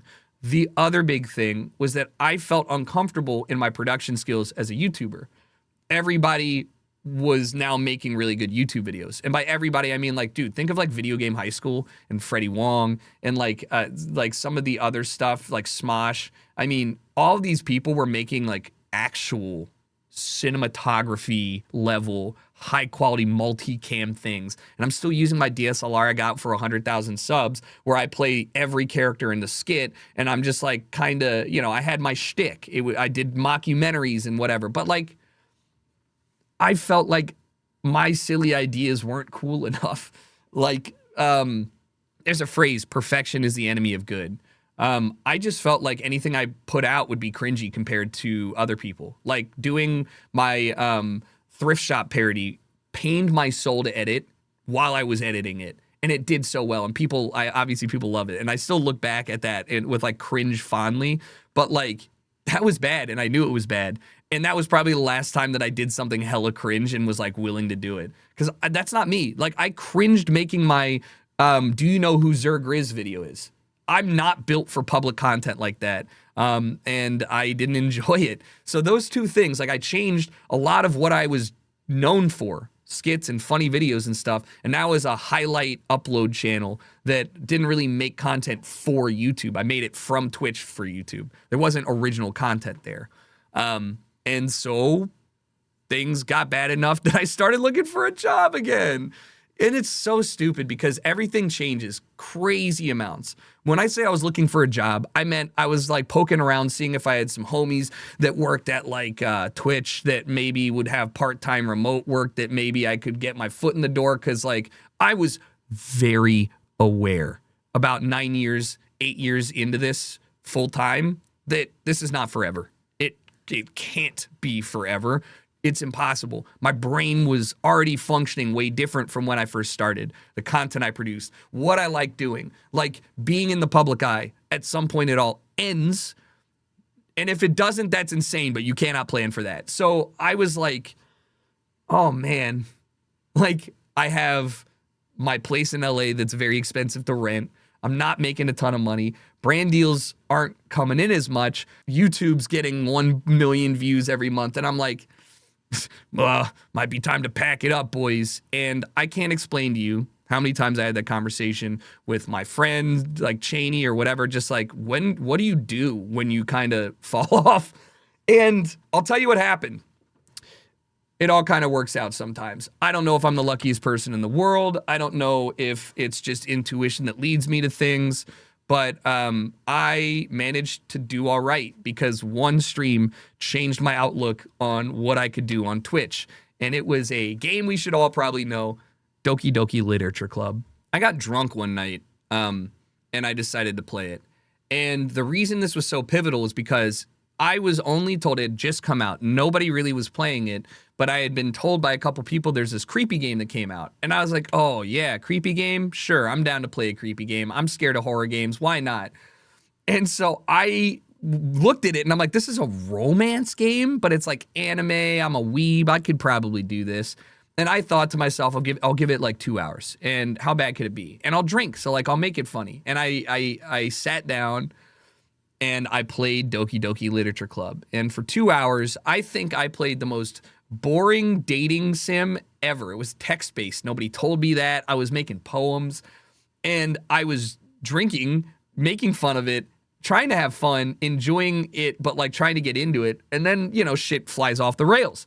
And so for 8 hours, one of my longer streams, I fucking sat there and played Doki Doki Literature Club. My mind was blown, got so into it. Chat was reacting like I had never seen before. Not true. In like a long time. I think there were like 1,800 people watching, like twice the amount of people that normally watch me play H1Z1. And I loved it. And what was crazy is I was like, why the fuck am I playing one game? Like, I've played 4 or 5 different main games in my life. Why not just play anything? Because in content creation, consistency is key. And having one main game where you're known for that and people look towards you for the knowledge or for whatever, that is important. So doing multiple games, if you're not like a variety streamer, it's hard to break into it. Or at least I thought. Apparently, you just need to do it and have something go your way and then something flips in your head, because like maybe a couple weeks after, Getting Over It with Benny Foddy came out.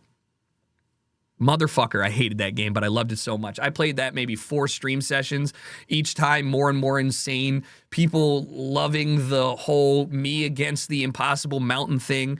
And I started to realize that this was what I wanted to do with post whatever.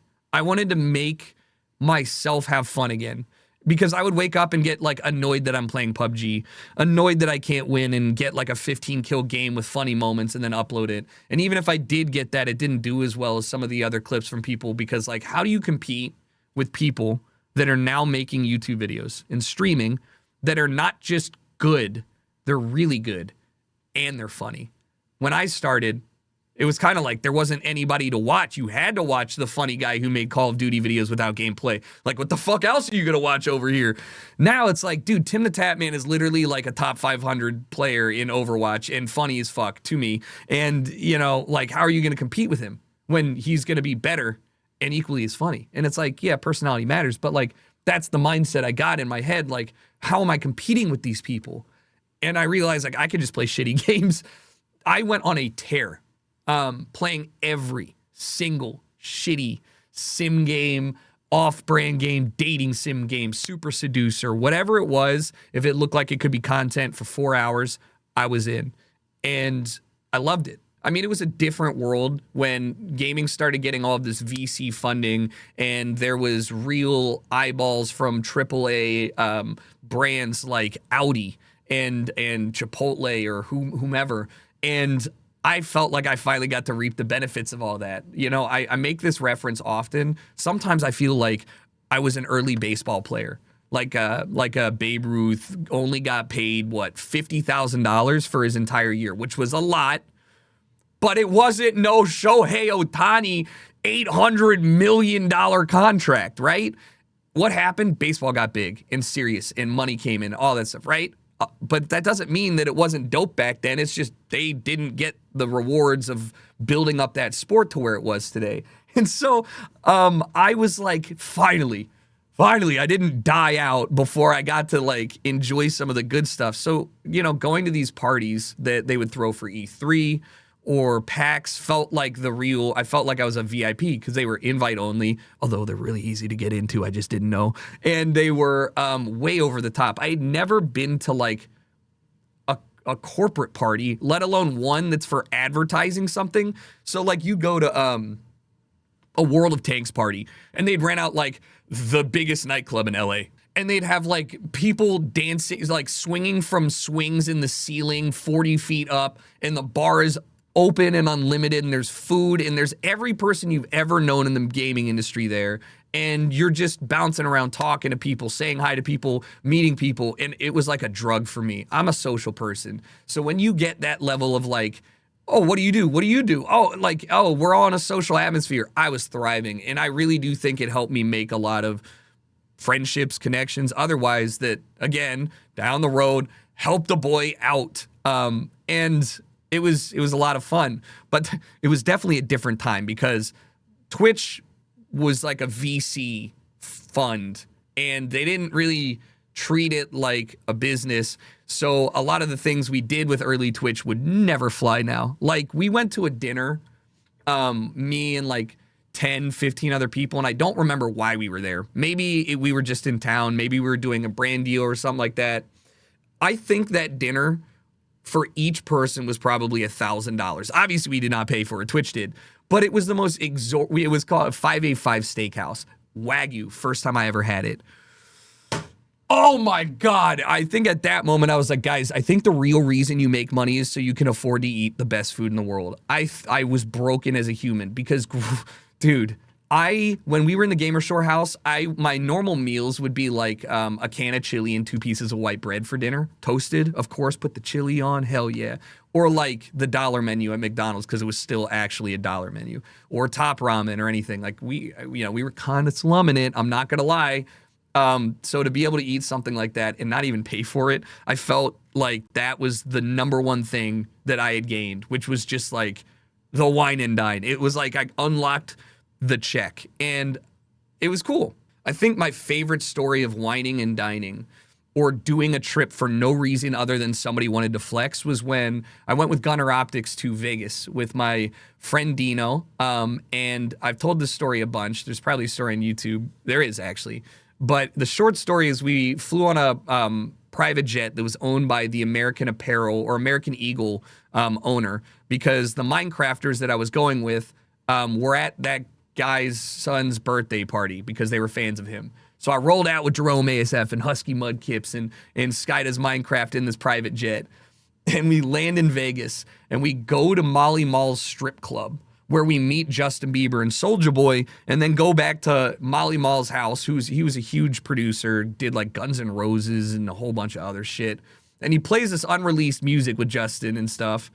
The craziest part about that story wasn't that Molly Mall had cheetahs and was arrested for human trafficking and exotic animal trafficking 2 months later. The crazy part was that one of those people in the Minecraft friend group was Post Malone prior to being Post Malone. And he had always talked about wanting to make music and played guitar when we were over there and stuff. And honestly, it was pretty okay. It wasn't anything insane. But I did think that he was talking about starting like a production company called like Black Card or something like that. Who knew that would be Post Malone? I didn't. I sure as fuck didn't. So I was watching Coachella and Jackie, you brought him out and I was like, it was like that Leo gif. I'm like, I fucking know that guy. But yeah, look, that part, the wine and dine part, that's just how it was. Content creators got that treatment, and it was largely because it was like felt like VC funding. Everybody had unlimited investor money to spend and keep people happy and whatever. And the other side was finally like the big brands were coming out. And so some of my favorite brand deals I did during this time, one of them, Taco Bell, had a new breakfast menu. And what does Taco Bell do? They invite me and like iJustine and Damn Drops and Harley from Epic Mealtime out to their headquarters in Southern California. And they let us taste test all of their new items that they're going to put on the menu made by a professional chef in front of us. Point is, people were trying anything to make gaming a thing with their brand. Audi did a really fun one that was actually miserable in practice. Flew out to San Francisco and they wanted to do a 24 hours of Le Mans race where we would sit inside actual model cockpits of F1 in full racing suits with helmets and then race in sim racing in 4-hour shifts for 24 hours in teams of 4. It's boring to drive the same track for 4 hours. I'm not cut for that. And to make matters worse, it was a competition, and the lovely individual on my team was, I believe, from China, and she didn't have a driver's license. So she spent most of her first time going backwards and did not drive the car correctly. We did not win, but it was a cool concept. Being in that cockpit and the amount of effort that they had put into putting like 8 teams of 4 together, I was like, damn, this is so cool. My all-time favorite brand deal during that time, though, was for the Grand Tour. Amazon had bought the Grand Tour. They were bringing over Top Gear. They needed to do something big. Easily the biggest budget I've ever done for a event. We sat down and we played battleships with European, Southeast Asia, I believe, like every major Oceania, every major section of content creators. And we played Battleship in real life by exploding cars in a mine. Dude, so sick. What did this have to do with Grand Tour? I don't know. We were just blowing up cars. Awesome. I remember driving home from that feeling like I had finally made it. Like I had finally made it in a sense that everything I was doing was not only cool, but I was proud of it. Everybody who even discounted gaming, Twitch, YouTube, content creation, they thought it was cool. It felt validating, and it made me truly, for those like 2013 to 2017 years, probably my favorite time in content creation. Like I felt like we could do no wrong. Even like stupid videos I made seemed to do really well, and it just felt great. It was around 2019 where I started to feel like with Twitch subs and with the community supporting me, YouTube deadass was just there for my pet project. Through doing all of these variety games, horror games, whatever, and starting Premium Internet, which was basically a weekly meme review of Reddit with community submitted posts, and I would make bumpers and whatever. We do the content farm now, by the way, every Saturday, come through. But I was treating it like I was running a Tosh.0 show or like a Ridiculousness. I was treating it like I was producing something, and it was seeing such success that through WME, I was having meetings with production companies about Premium Internet, but on a show, Netflix, whatever. And that was when I was like, am I cut out? Like, can I do that? I really wish I had footage from the pilot episodes, but I don't own them. The production companies do.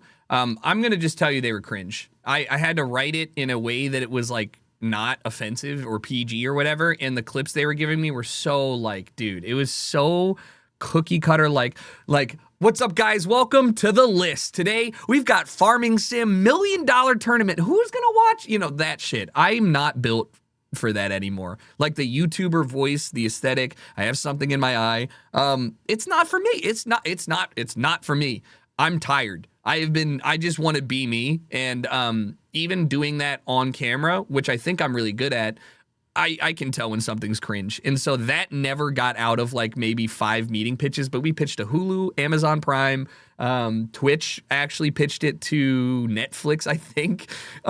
It was interesting, but that didn't stick. And I had many more meetings during this time with different production companies that really had like big money budgets, real TV production companies, because they wanted a pie of streaming.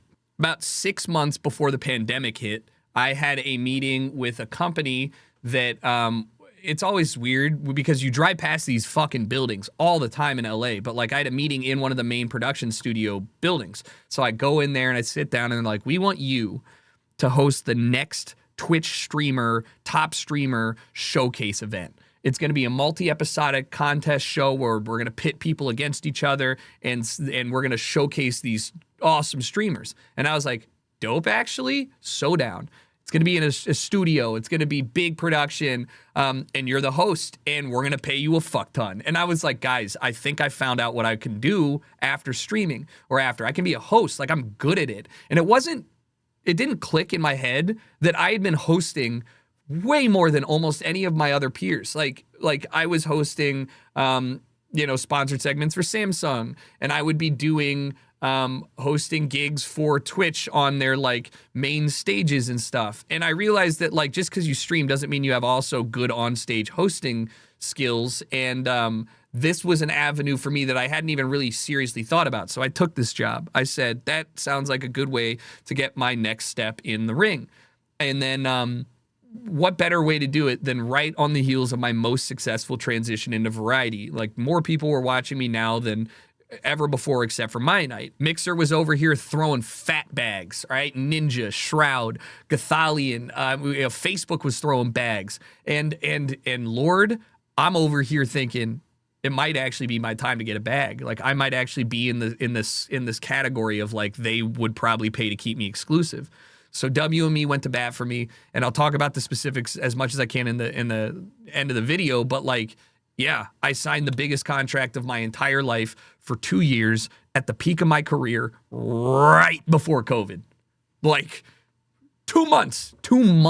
I got a haircut, signed the deal, got a haircut, walked home, did shit, and then like, yeah, COVID hit. And this is important for YouTube because you guys got dicked by this. There's no other way to put it. Twitch was doing these deals where you would sign exclusively, but it would basically command everything from you, all of your time. And looking back at it, I considered this the golden handcuffs. A lot of times people talk about how you didn't feel comfortable to take breaks from Twitch or YouTube because like any day you upload, if you miss an upload, the algorithm doesn't like that. The people don't like it. They might watch somebody, all that shit. Very toxic mentality, but it's true. Inside these Twitch deals was the ask for 360 live hours per quarter. So 160 hours per month, which is full time, 40 hours a week. I only streamed 4 hours a day, every day, most of the time, my entire career, the whole time. And now they're asking for 6 hours a day, every day, with no breaks, or 8 hours a day, 5 days a week. And I already knew I was going to have problems with that. I'm a high energy streamer. I get my energy out in 4 hours. Any longer, and I'm like, okay. But like I signed a contract, kind of got to do it. Don't do it, lose a shit ton of money, more money than I'm ever going to make in my entire life. Have to do it. So the YouTube got shafted. I did upload videos from time to time, but I looked for an editor. And I had that editor work with me because I didn't have time to edit. I would stream 6 hours a day, every day, because that was the longest I could comfortably stream without losing my fucking mind. And it's not to say I didn't do longer streams, but like, the style of stream that I do is what I'm doing right now. Dead air is stupid. I'm talking, right? You go watch Summit, and that man may speak 5 words in a minute sometimes, which I love. Like, that's just different style. I'm not built for that. And so to do that on top of trying to be a healthy person and live a life would have been impossible if not for COVID. I didn't have anything else to do. We were all stuck. But look, what the fuck was I supposed to do? So honestly, it worked out great for me. I hated COVID, not looking at it through rose-tinted glasses. It shafted my YouTube creativity, my ability to create good content, because everything I did was for the hour. It was for the hour quota. It was late night streams for the hour quota. I needed the hour quota because it was guaranteed money if I hit it. This was probably the death knell for my YouTube channel in the sense that there was nothing I could do to resurrect a 12-year-old or a 10-year-old channel without doing insane, focused, high-quality content regularly, all that stuff. And even if I did that, the upside, the potential for getting even back to my highest point of YouTube at 8 million views a month was still nothing compared to what I was doing with Twitch and these hosting gigs and these sponsorships and stuff. And so it made it really hard for me to justify losing a shit ton of money just to make more YouTube videos. And so I didn't. I didn't. And things like shitty cooking went away. Why would I spend 4 hours of high quality effort cooking, setting up stream, doing all this stuff, an hour cleaning up, all this shit, if I needed to then go live again that day for at least 2 hours to make up for the time I didn't go live? And I voiced these concerns. A lot of people did. But when you are forced to do something a lot of the time, you don't have time to like be creative or do creative things or invest time in other stuff. And so even though I got a budget for my Twitch contract for creating original content, when the fuck was I gonna do that? Literally, when? And so that sucked, but it didn't suck. It made me more money than I would ever have made ever. And I am thankful for that. I brought on an editor who I went through like actually maybe 500 applications, and I thought he was great. He did a good job. He knew how to minimalist edit and also cut up the things that I wanted. He had a good eye for comedy, and I had him edit my Cyberpunk playthrough because that was way too much content for me, and I wanted to see how he'd do with long-form content. working with editors is like a realistic step almost everybody does on YouTube. Not me. I had edited all my videos up into that point because, I don't know, I'm a fucking psycho. I like creative control. And I had a good workflow going. I could, you know, record, edit, and upload a video in 3 hours if it was like my standard style. My editor, so I'd end stream, and then I'd upload like a 20 gigabyte file to Dropbox. Then my editor would download that file, and then he'd edit the video, which would take him a day or two because he was in school or whatever. And then he'd send it back, and then I'd have to watch the 20-minute video and give him some edits, and then send it back. And then he'd, you know, you get the video timeline went from 3 hours to 5 days or 7 days. It's not his fault. It's not my fault. It's just the way it went. And for me, that was a really big problem. I am so used to operating immediately storylines that I've developed in my head from the game that I just played, how to phrase that. I mean, I know this sounds dumb because it just looks like I edit, you know, I don't do too much, but like that's how I like to edit. What gets added, what gets taken away. It's all about the storyline. How efficiently can I move through this video without any, you know, boring parts? And there'd be times where we'd be 5 days into a video and there would be half a second of silence before a clip, one clip. And I'd be like, I need that gone. But then it's going to take a day to get it fixed. So I just upload it. And it drove me insane. I became anxious to watch my own videos, and I didn't like watching the final product. I started saying yes to things without watching them because I was too anxious to watch something that I knew wouldn't be a product that I was happy with. Not a good boss mentality. I'm not a fucking good boss. I don't want to be. I'm not made for this, and I didn't pretend to be. And there's like a stark difference between making content and having content made of you. I don't like watching content made of me. I like making content of me, but like, I don't know. So I felt disconnected. I uploaded less than I ever did before. I was paying twice as much to my editor as my YouTube channel was bringing in. I was paying him $3,000 a month, and then my YouTube channel was making like $1,750, $2,000, and I was like, oh God. But I don't know. I felt like I was stuck, and this is why my YouTube channel died in whatever sense you want to call. So that brings us to today. And I have missed so many things that I would love to talk about endlessly. Personal experiences, fun moments, people, things. But like, we got to get to some point at the end of this video. And the thing that I found out about myself throughout all of the Twitch stuff, the YouTube stuff, making content, hosting, was that I have earned a right to kind of coast on my way out. And I mean that in the sense that like what you're seeing me put in effort-wise is the most I can give and the most I want to give. I only make videos right now when I want to. And I only make videos of stuff I want to.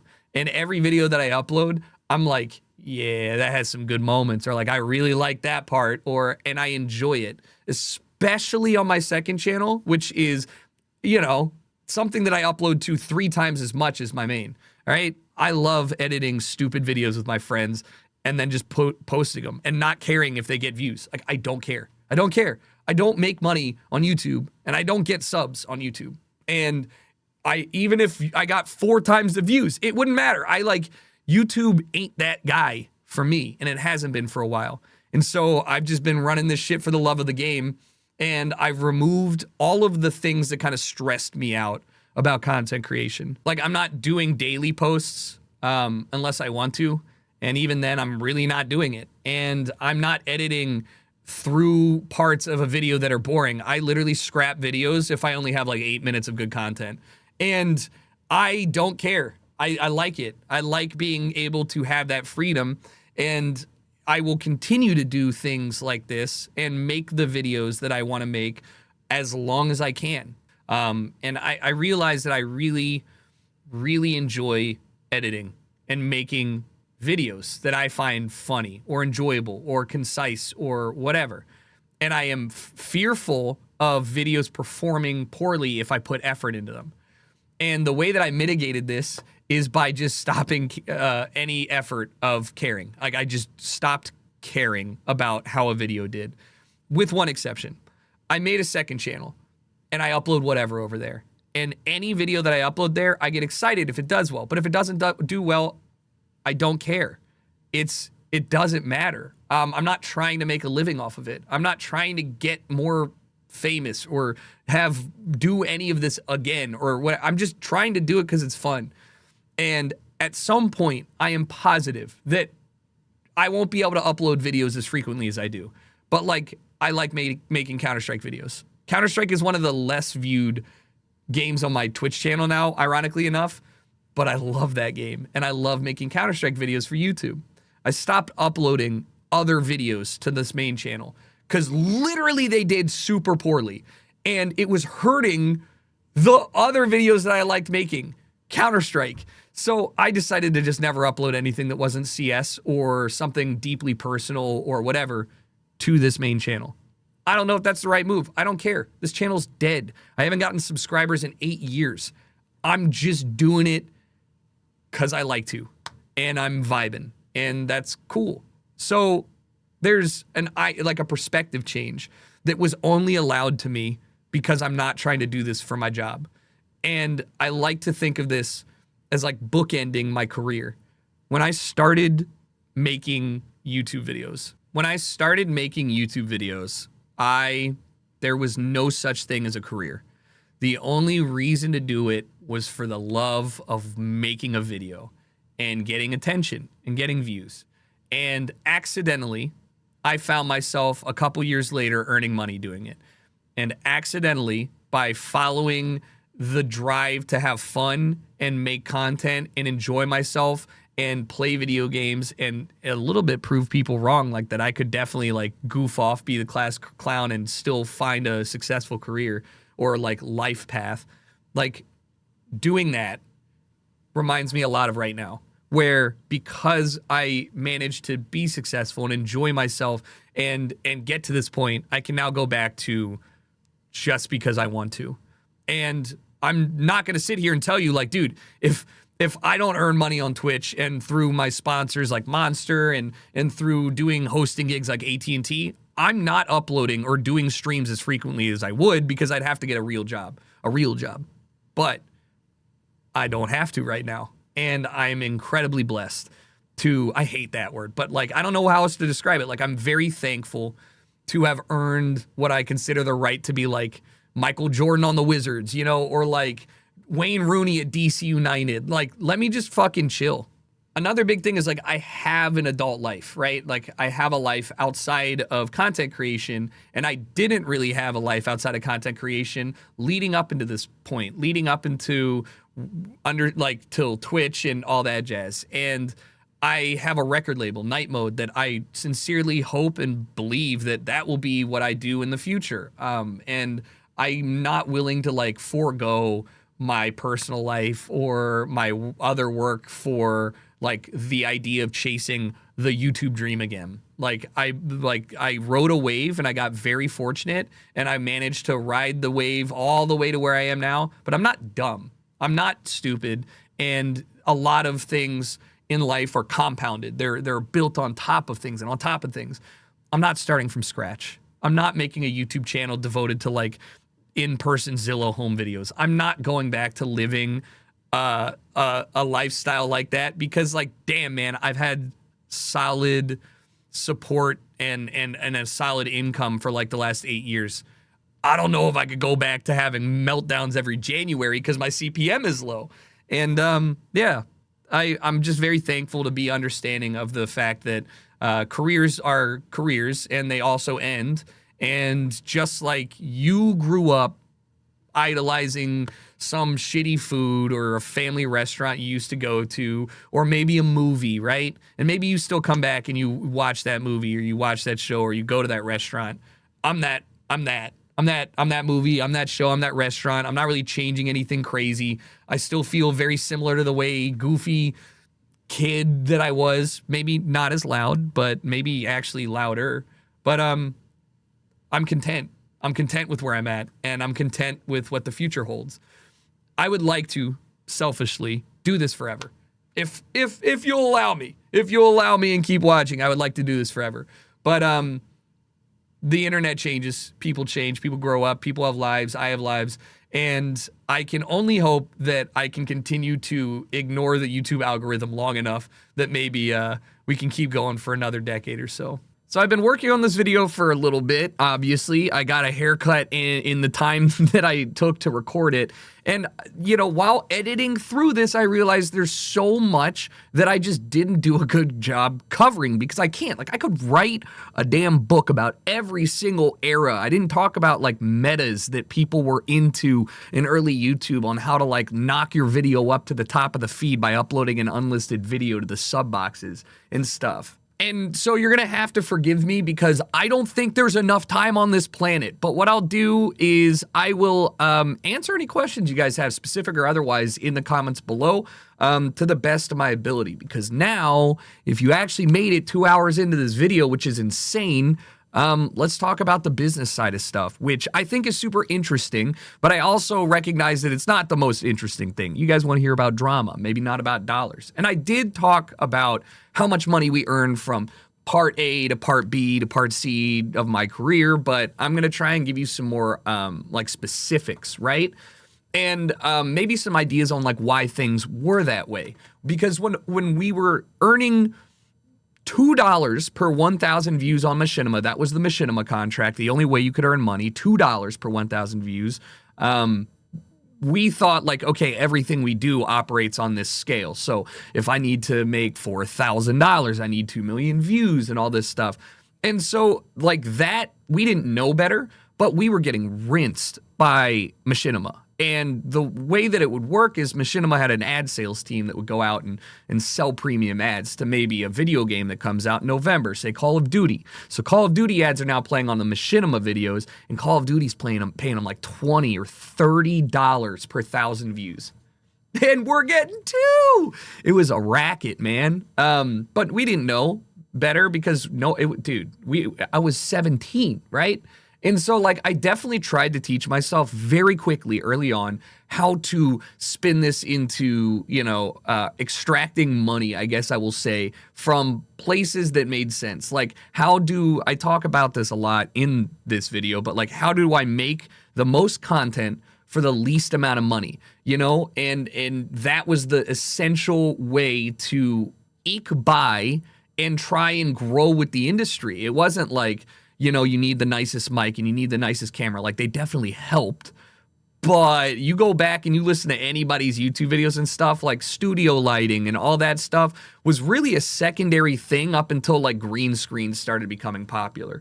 But, like, I talked about Gunner Optics being my first sponsor. They didn't really pay me, I don't think. I can't remember getting paid by them. It was more like being associated with that group and benefiting through their relationships. Like, I had a meeting at the Coca-Cola headquarters with all those Minecraft dudes, Husky, Mudkips, and Jerome and Bayesian and them, basically trying to figure out how to put Fanta into Minecraft. But I was the smallest channel there, and I remember them talking to me. Coca-Cola looks me in the eyes and go, "Don't worry, we'll find something that you can do." And I was like, yeah, that's cool. We didn't, and that was funny. But, like, you know, there's different types of sponsors.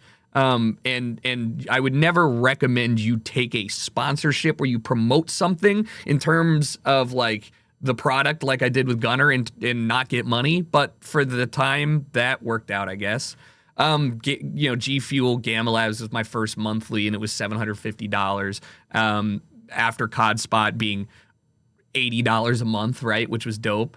And then moving on, you know, Monster was the company that I had always wanted to work with. Basically, I had a Monster Energy collection of cans in my room growing up because I thought it was cool. You know, I was a fucking Kyle. But I mean, I still to this day obviously love Monster. I started working with them back in 2014, and they hit me up in 2010 because I had the Monster Energy gamer tag on Xbox. Xbox reset the gamer tags for everyone that wasn't being used. It was like a huge reset. So I had Charizard, I had Fruity Loops, I had Monster Energy, and they hit me up. They're like, "We need that. We have a gaming division. We need that." And I was like, "Okay, send me some Monster and give me your contact info." And so maybe that helped me get my foot in the door with them. But yeah, Monster is my longest sponsor, coming up on like 11 years now. And I said it right before we got into this section. I literally could not do what I do today, pretty much without Monster as comfortably. Like, they have supported me through every aspect of my career. And it's just dope because that's a Fortune 500 company, Fortune 500 company. It's so sick, man. And I grew up wanting to do this stuff. But you know, I'm not going to lie to you and say Monster paid me like a fuck ton of money starting out. Like it just, you know, continuously grew as I kept working with them. But I think I got paid like $1,000 a month in 2014 to drink Monster every day and talk about it, which was so easy for me to do. And that was great. That was like a really, really solid income. But monthly sponsors are hard. You have to prove that there's a reason to tie your name to the company, and they have to see value in that, right? So a lot of the brand deals, most of them I would say, came in the form of one-off, either sponsored portions, 1 hour, 2 hour, 3 hour sponsored portions for a new game, or you know, a product that they wanted you to tweet about or post about. The content that you think of when you think of sponsored content now was really starting to get into, you know, the flow of things in 2014. And I think my first like sponsored game segment where I streamed and made like a YouTube video, I think I got paid like $1,500 for that for 2 hours. And that was dope, right? Like, come on, that's a shit ton. That's in my head, everything was equated to views. And, you know, that's a lot of YouTube views. If I'm getting that much from one video, like, oh, this is how people pay for things, huh? Like you get sponsors. Corporate sponsors have a lot of money. But I didn't really earn fuck you money from sponsorships until 2014, 15, 16, with the power of Mianite and Twitch growing and VC funding and people seeing streaming and YouTube as like a viable way to advertise. I stopped having to do, you know, $750 a month sponsorships with Razer, who I did like, and I did use the product, but I was like, man, I'm kind of giving you, you know, a lot of promo for that. And, you know, eventually we did get more money from them, but like, it wasn't apparent to any of us, myself included, until we started getting these bigger sponsorships. Like, that's where the money is. I think at around 2016, 80% of my income was just Twitch and YouTube and other, and like the content. By 2019, 80% of my income was sponsorships and promos, which is crazy. Like, and it really skews your perspective on money, and how much time is valued. Because I would go to some of these, you know, we did this thing for Magnificent Seven, and it was a movie. It was a Counter-Strike event. Myself, Josh OG, Summit, Tim the Tatman, I believe, some other people. We went to, I think it was Fox's studio, whoever shot the movie, and we played Counter-Strike in there. I got paid $7,000 for 2 hours of playing Counter-Strike in studio, and we had to watch the movie, which I guess I should count, so it was more like 5 hours. But like, you know, who fucking counts that? In terms of actual work, it was 2 hours. And I was like, fellas, you know, I'm just trying to make sure I'm getting paid what a lot, because I don't think this is going to last for a while. This was probably one of the last, that or the Totino's deal that I did during the Super Bowl, where they had the bucking couch and I almost broke my neck and it was all over front page of Reddit. Still fucking hilarious, and I can't believe legal allowed them to do that. And I actually met the person whose brainchild that idea was like this year, and so it's just so fun to have those like nostalgic moments of when you almost had a critical injury on stream for a sponsored promo. But I got paid $7,000 for that. That was the last deal that I brokered myself. Management companies were kind of a thing back in 2012, 2013. But the way that I thought about it was, I'm doing well enough for myself, and I feel comfortable negotiating for myself, and I have more experience in the industry than any of these managers because I've been doing it for longer. So like, why would I want them to take 25% of my money? And so I just did it all myself. And I had a conversation with, I think it was Tim the Tatman or something, and I asked them how much they got paid, and they said $5,000 for that. And I was like, you guys are 3 times my size. Why are you earning less money than me? And they're like, I don't know. And I was like, did you just not ask for more? I think I got offered $5,000 and I just said $7,500. And they're like, $7,000. And I was like, good. See, that's how negotiations work, but we're all just dumb gamers. But I used to pride myself in being the more business savvy one. Like I was negotiating my deals. And I was the one that got out of machinima first, and I was the one that was gonna make sure that I could do this longer than other people because like I know how to run the game and I'm a networker and all this stuff. And it was a significant shift in my thinking when we started getting these bigger paychecks like that. And when I say regularly, I mean at the peak I probably did like 20 brand deals in 1 year.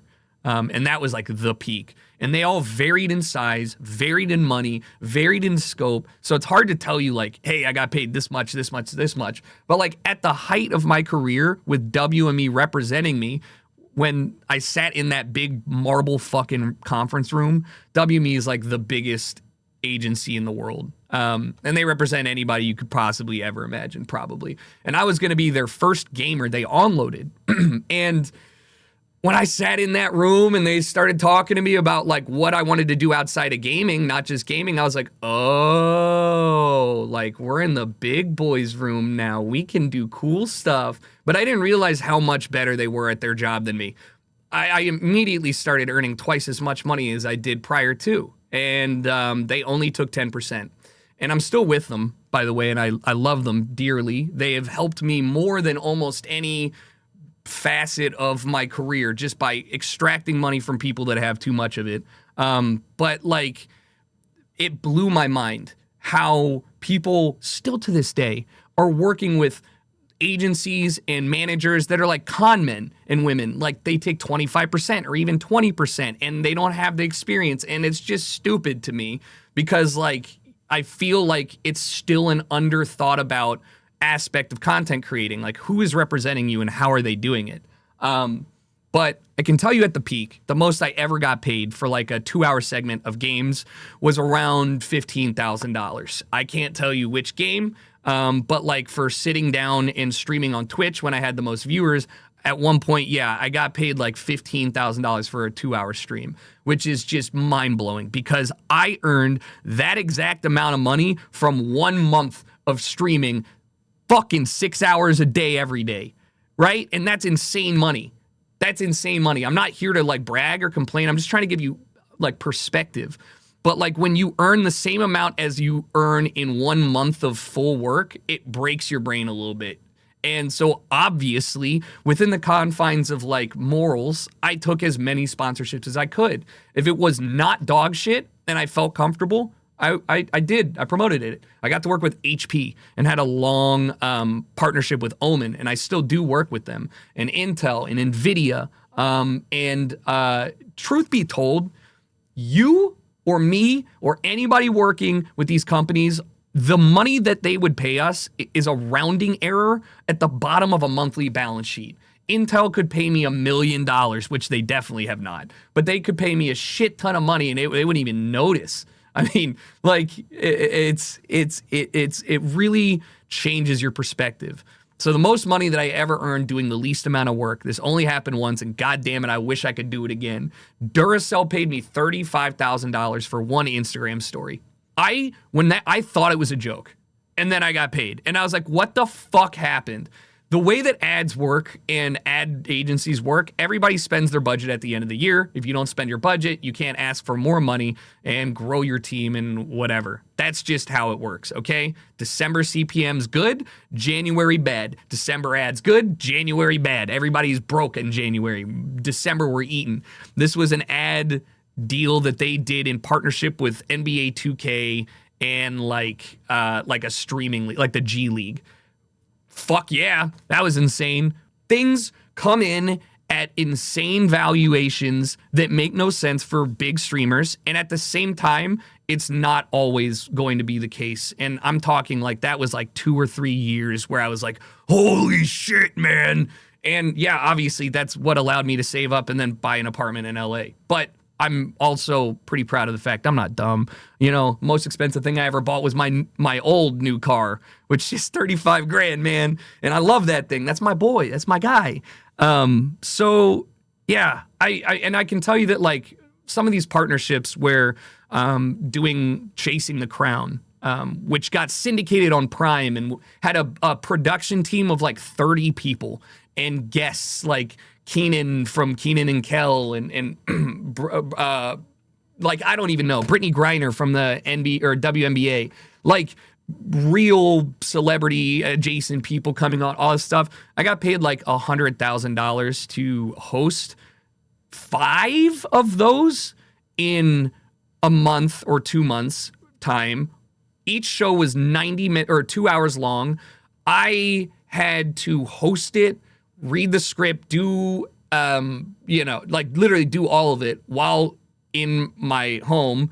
And then there was also 2 hours of pre-prod call every day for it and all this stuff. So like I put in a lot of work for that shitty product. Don't go watch it. It's bad. But like it paid a lot. And I'm not ashamed to say I took that job because it paid a lot and it sounded cool, but COVID definitely fucked it up. I don't think I can tell you how much specifically I earned from my Twitch contract because I did sign paperwork on that, but I can tell you I got offered $1.5 million the year that I was signing my Twitch exclusive contract to go exclusive for Facebook. Not just streaming, but also videos, so no YouTube anymore. And I looked at that and I was like, the most money I'll ever earn ever in my entire life ever. Ruin any future I possibly could have. And I mean, Twitch took care of me, not that much money, but like it definitely did well. And so I made the correct choice in my opinion, but I back in my head wish Mixer would have hooked me up. Man, I wish I could have gotten that bag. But yeah, there's a reason I'm still working, and it's because I did not get retirement money or anywhere near that. And then I think like I'm trying to think of some other stuff like when I was living in West Hollywood 2015, I did some work with Best Buy to do promo for like big TVs and stuff. Those were in general $8,000 or $9,000. But the difference here is it's not like I was just posting a tweet. Like I wrote a script and a skit video for these ads that basically, in my opinion, put them a league above everybody else's shitty copy paste. Like here's me with the TV, right? Like I like wrote scripts, got approval, all that stuff. And I'm not telling you it's the greatest thing you've ever seen. It was just way better of an advertisement than most people who were getting paid. So I think that's what really lent me to get a lot more of these deals than other people. And I also just said yes, always, because I was like, fuck it, I'll figure out a way to make this funny. And yeah, so the reason I'm telling you all this is because everybody is really shy about talking about money. And it's hard to understand how much money can be earned or how much money might be, skipped out on. When you look at your favorite Twitch streamers or YouTube content creators, everybody's experience is vastly different. Twitch streamers that were 2 or 3 times my size were earning less money than me because they sucked at asking for money, or their management team did. Likewise, there are people that are way smaller than me, or have, the same amount of viewership. Like, shout out my boy Bruce Green. He's got like 9,000 subs, right? Like, you can't look at one snapshot of any creator and be like, you earn this amount. Some people have merch, and merch is a really good driver of funds. Shout out Syndicate. I bet you that boy makes a lot of his money on merch. People who are in the Twitter premium ad program make literal fuck you money on Twitter ads. Not the one that everybody talks about that Elon's in. I'm talking uploading videos on Twitter that have pre-rolls and get put into their promo feed. I'm talking your video will earn you $15,000. I got kicked out of the program for cursing, and I never earned that much money. But I did have one video that got like 30,000 views, and it earned like $3,000, which is absurd. So, there are people that make a shit ton of money on Twitter videos. And there are people like Ninja that earned, what was it, like $1 million to play Apex when it came out or something like that. There's more money than you could ever imagine in these large streamer groups, and there's not a lot of trickle down. And I'm sure you could ask other people, but like, it's feast at the top, and it's definitely a little bit of famine at the bottom. Even if you're a mid-sized streamer, you're not going to command the same value or the same money or the same attention. And there's so many people that are at that level now. So many options. These companies will literally just be like, hey, yeah, I'll go find somebody who will do it for like $5 or like a CTA deal. And that's not good. That's not good. You should value yourself. But I'm trying to give perspective on this because like the years that I earned the most money were not the years that I necessarily was the most popular. and the years that I earn more money now with less viewership than I did at the start of my career, right? There's things that change, but the be all end. Oh, wait, I also forgot another thing. Premium ads on YouTube. I don't think I ever talked about this. I'm not in the premium ad program, but if you don't curse or your content is geared towards teens, you can be in the premium ad content queue and you can earn $8 CPM, $10 CPM, $12 CPM on YouTube right now. I earn about 3, 4, 5, depending on the month, because I'm playing violent games, cursing every 5 seconds, making sex jokes. It's not great. But like, yes, again, that's another aspect that can change things. So if you're making family-friendly content and have a lot of viewers, you're probably doing all right for yourself. And I mentioned morality. I said that I took a lot of sponsorships. I said no a lot too. To ones that made me feel uncomfortable. I never took a gambling sponsorship, never promoted Counter-Strike gambling, despite the fact that that would have paid me more money than anything. I got offered $20,000 a month to open cases. What? And it was only 4 videos a month, 20 grand. Recently, as recent as like year and a half ago, Hell Cases offered me like $150,000 for opening cases, 15 minutes of case openings. These people have unlimited money. I've never said yes to that. I said no to Qatar Airlines because it made me uncomfortable. I said no to Chevron every single year. Chevron keeps trying to make me do meet and greets at their TwitchCon booth and play Rocket League. And I'm like, fuck y'all, for real, bro. My neighborhood got fucked by an Exxon gas spill and it's still fucked. They're still cleaning it up. And I'm like, God. But like, yeah, they were going to pay me a shit ton of money. And I, looking back at it right now when things aren't so hot, I'm like, damn, that would have been a lot of money to have. And it would have been nice, but I would have felt miserable. So yeah, I mean, these sports betting stuff, these sponsorships that you see pay a shit ton more than any legitimate, I'm going to say legitimate, but like any normal company. Monster is not paying me fucking 15 grand a month to drink their beverage, man. If they want to, I will be here, but they're not. And right? So yeah, I don't know. I think that's kind of like the generals. I don't really know what else I can talk about without making this video continue to be rambled.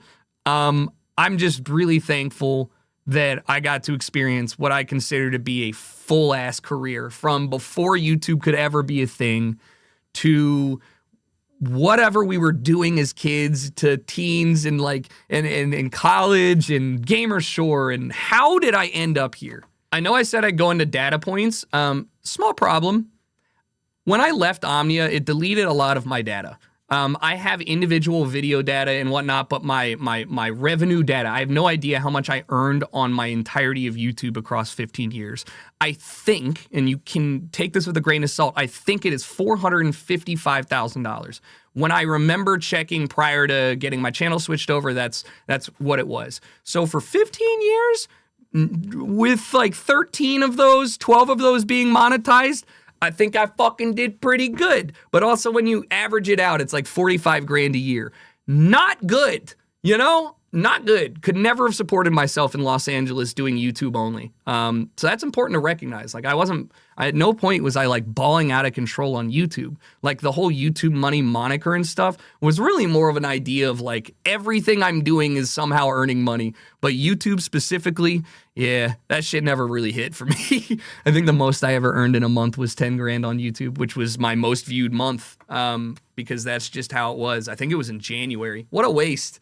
January ads. But that's it. Yeah, that's all I think I should talk about, and I just scratched the surface. It's kind of crazy to reflect on everything that I've done and go through these videos. And for the last time in this video, I'd like to thank you for being a part of it in any way, shape, or form. If you've ever watched a video, the one you're watching now even, thank you. Without you, none of this happens. It sounds so lame, but like, fuck, man, my life could have gone so many different ways. And I just got to be myself and just play video games. It's not a bad life so far. So here's to hoping I can keep the positive stuff rolling. Thank you for watching, and I'll see you next time in 2 days. I don't know, whenever I make some Counter-Strike videos.